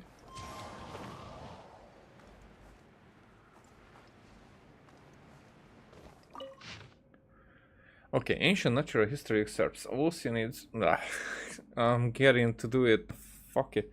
Are beautiful creatures nurtured by the land of Fontaine. According to legend, the gentle Egeria shed the first tear, from which the first Oceanid was born. Some say that Egeria felt a great sympathy for dragons, and others say she felt great sadness over the eventual fate of humanity. Her humanity, I guess. Now, all that we have left is a metaphorical representation whose true meaning remains unclear. The lizard's bones dissolved into mud, from which swans emerged. Okay, this definitely means something. The lizard's bones dissolved into mud, from which swans emerged. Dissolve is definitely a word that is intentional. The mud, usually the purple muck that is in the chasm is what we call mud, but that's like that big coincidental.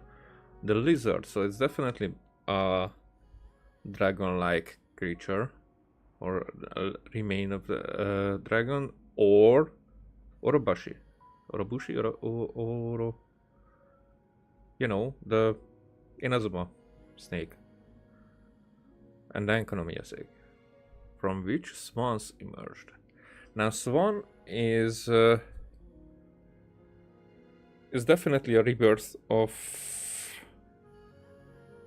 a creature that is not considered that majestic, while swans are majestic. So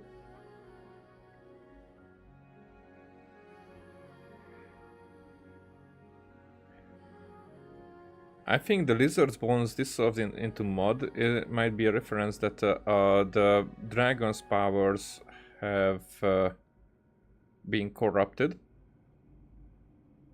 But that corruption brought humanity to shine. So for me, this at this point means that, but I'm not sure if that's actually the case. The newborn Oceanid was bestowed with the task of comprehending all forms of life, to seek an understanding of the diverse array of species, and to love every creature. It emerged from the sea of life, possessing the power of metamorphosis. Egeria wished it to use this power to etch the essence of living creatures into its being, and it gradually developed a yearning for life. Once it gained enough understanding of humanity, it shed its first tear upon the earth. We have used she to refer to the first and her lineage ever since. Lineage. This is the origin of Oceanids.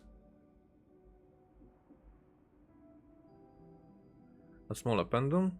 Perhaps you believe that this kind of document has no scientific value, asserting that physical evidence and records suggest that the origin of Oceanids predates Egeria and the even earlier realm of Remuria, and you reckon that only evolutionary diversity of forest pigs, field tracking research on geographically distinct forms counts as genuine research. So I have a question for you. Do you dare to explore your own origins? The gods unleashed thunder thunder in anger, and goddesses cry oceans in sorrow. These things are real. Oceans display considerable disparities in cognitive capacity, partially due to differences in lifespan, resulting in very different levels of experience and knowledge regarding the world, but substantial individual variation in the Oceanids themselves also contributes to this phenomenon. Some Oceanids are simply too obtuse to complete tasks related to the continent's water system and are thus confined to Fontaine, where they assist in soothing human emotions. The increase in the number of Oceanids we have previously considered breeding, proliferation, and reproduction, but none are suitable terms, does not require any pairing or matchmaking. After gaining sufficient understanding and emotion, they approach the Hydroarchon or an elder for permission to claim a thing, which results in their division into little Oceanids. So it was prayer for reproduction even before they came to the surface. So that custom was not a new custom. That was their custom all along. This thing is highly abstract, and in order to make its name more comprehensible to humans, we refer to it as helix split. Helix split. However, what it is exactly remains unknown. Some believe it could be a drop of pure water essence, nurtured by the emotions and intelligence of the parent, eventually giving rise to life. Others speculate that it might be a single sound, a name, possibly even a forbidden utterance, capable of stirring the cycle of elemental forces and drawing on the desire that doesn't exist with the pure water bodies of Oceanids, allowing new life to be attracted into the world. Still, others propose that it serves as a permit, granting permission for the dreams and desires within Oceanids to be bestowed with a new name, which much like the names of childhood dreams throughout the ages. However, this is a story between Oceanids, and humans have no hope to know it. The propagation of all Oceanids need to be officially registered. If something were to happen to Egeria, no disrespect intended, may she keep some blessings for herself. The Oceanid elders will also ensure the continuation of their species. But in the event of a more calamitous occurrence, what will happen to the Oceanids? Yeah, probably not the exact same question, but what I have in question, that now some people, and not too many, actually, like in-game numbers, it's under 40 people were dissolved, or around 40 people were dissolved. So they are now in the water as a collective. I'm really curious if we will address what happened with those few characters like Malus Silver, Desiree, and the rest. Vinier.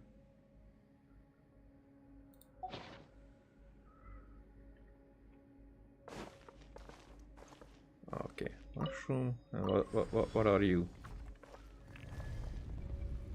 Hey! A secret compartment. Enigmatic page. Okay, I'm still. Oh, I'm still collecting the Inazuma ones too, because Toki, Tori, whatever pages, I did not care about them back then. Okay, for example, now I'm not going through these now, but those could be interesting to read through again. Oh, so many things would be interesting to read through again.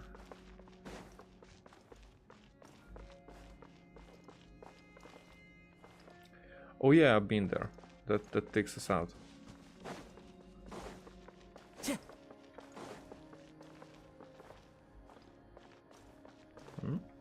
No, okay. Let's see. The best travel companion ever.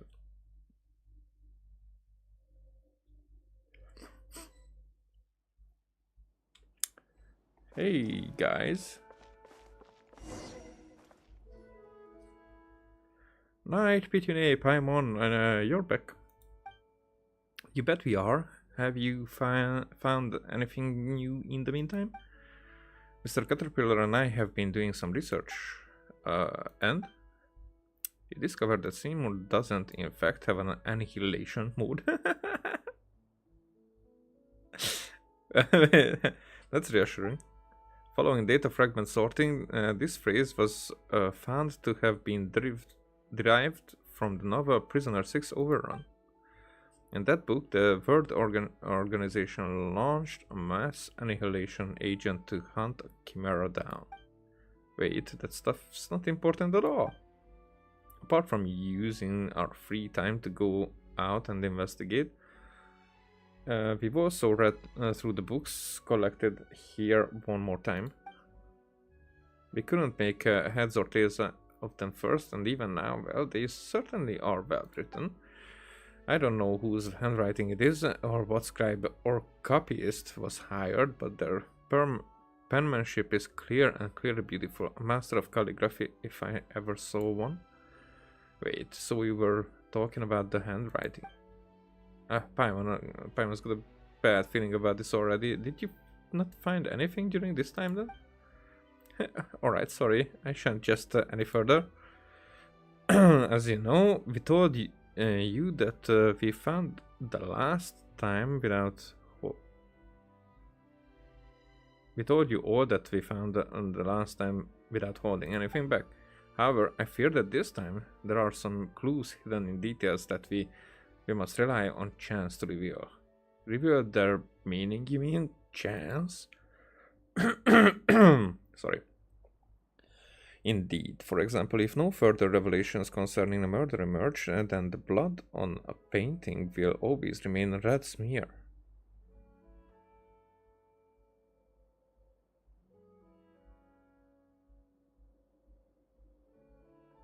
Huh? Now what would this chance be, Caterpillar? Well, why don't we do a quick recap of everything we've discovered? Let's make some deductions. regarding what happened in the past. That might give us the opportunity to fill in some gaps that can help us support or refute our views. That's a good idea. I've always felt like there's so much about this that's familiar, but I can't recall anything about it. Negative. I can give a continuous account of the resources that I have sorted. Silly dog, didn't you only recover your creator's name after talking to us about the matter? Mechanical noise. Negative. I merely matched similar sounds during said interaction. Merely. There was no data loss involved. Data loss? Data loss? However, I must append that I, too, find that keyword searches make searching for entries more efficient. So, what do we want to discuss? Well, for a bit of a warm-up or a teaser, if you would, you may be referring to a heater? Yes, that's exactly what I mean. So, let's start off our deductions with something simple. What is the Marianne in the anapausis exactly? Huh? That Marianne was the greatest secret of all. I'm sure you can see that too. Let's get ourselves some armchairs, maybe crack open a few beers. Oh wait, you can't drink yet. Wait?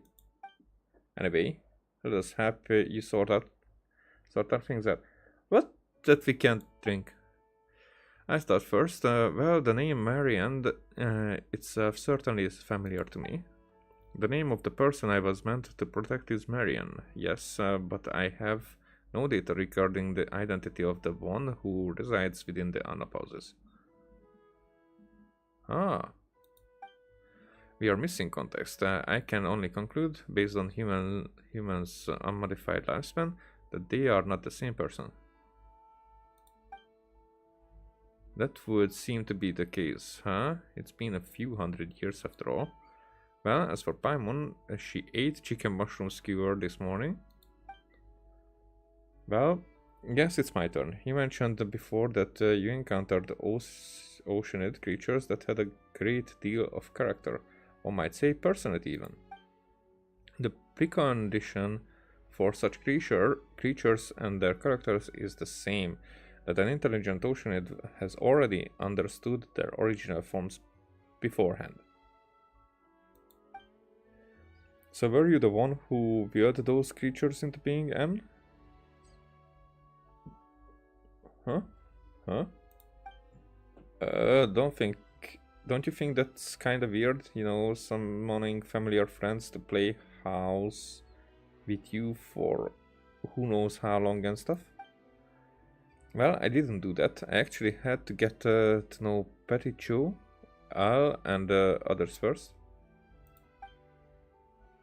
Well then, in that case, let's see what we can deduce from the things we already know. Now let's begin. Let me think back on what's happened. Huh? It's already starting? About Anne, the name Marianne, what Paimon ate this morning. Okay, that caught me off guard. The ocean creatures in anapausis. Interpret. Oceanids are sentient creatures unique to Fontaine, and they can create oceanid creatures through mimicry and transformation. Remember all the strange and wonderful oceanid creatures we saw. We saw before we met Marianne.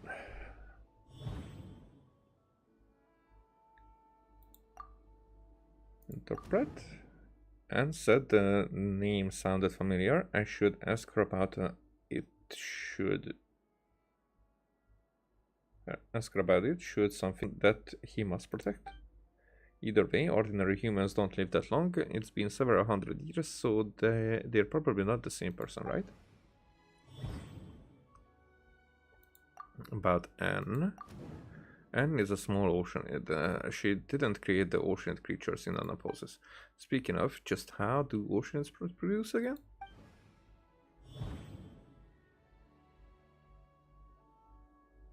And what Paimon ate this morning? Chicken mushroom skewer. At the risk of missing major plot twist or important foreshadowing, I don't think this is related to Anne's Ground eater.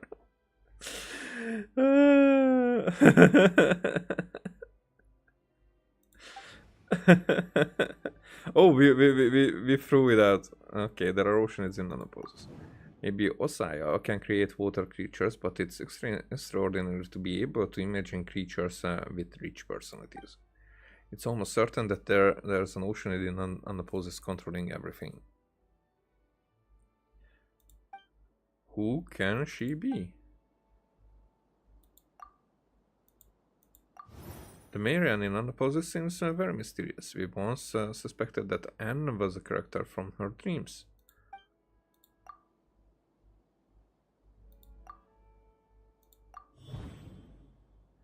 The enigmatic Marianne. Marianne, who has the same name as Seymour's owner, and who seems to know everything. Even if she's not an oceanid, she's probably related to the oceanids behind all of this.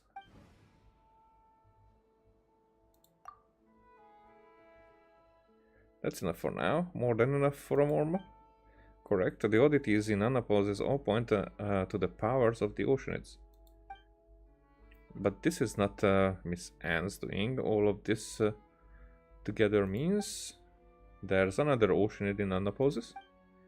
That is what I suspect. An oceanid with whom Marianne has a close relationship. Or perhaps she could even be the princess herself.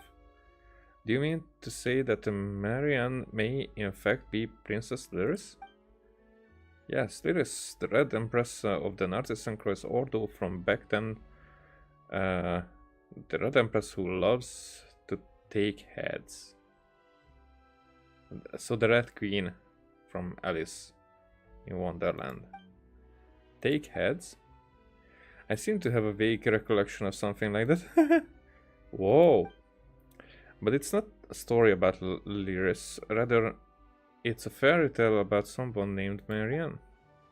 Yes, the taking heads thing is just a metaphor. Lyris is made of pure water, and she has the ability to dissolve and extract people's wills. Huh. The Narcissan Croix Ordo used her to extract the ego and become holy. Searching for the keyword Lyris has yielded relevant information in this indices. Talking of the Red Empress has reminded me of a few things about Marianne. Mull that over by first, then speak to Miss Anne and Miss Seymour. See if the conclusion you reach awakens any new memories.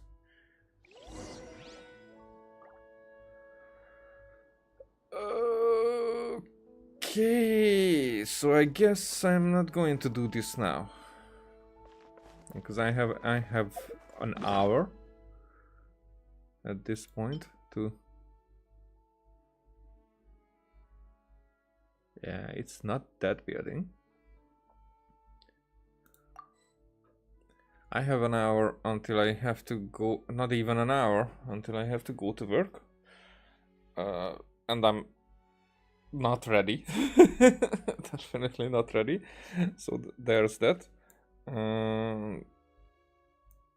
I think I might...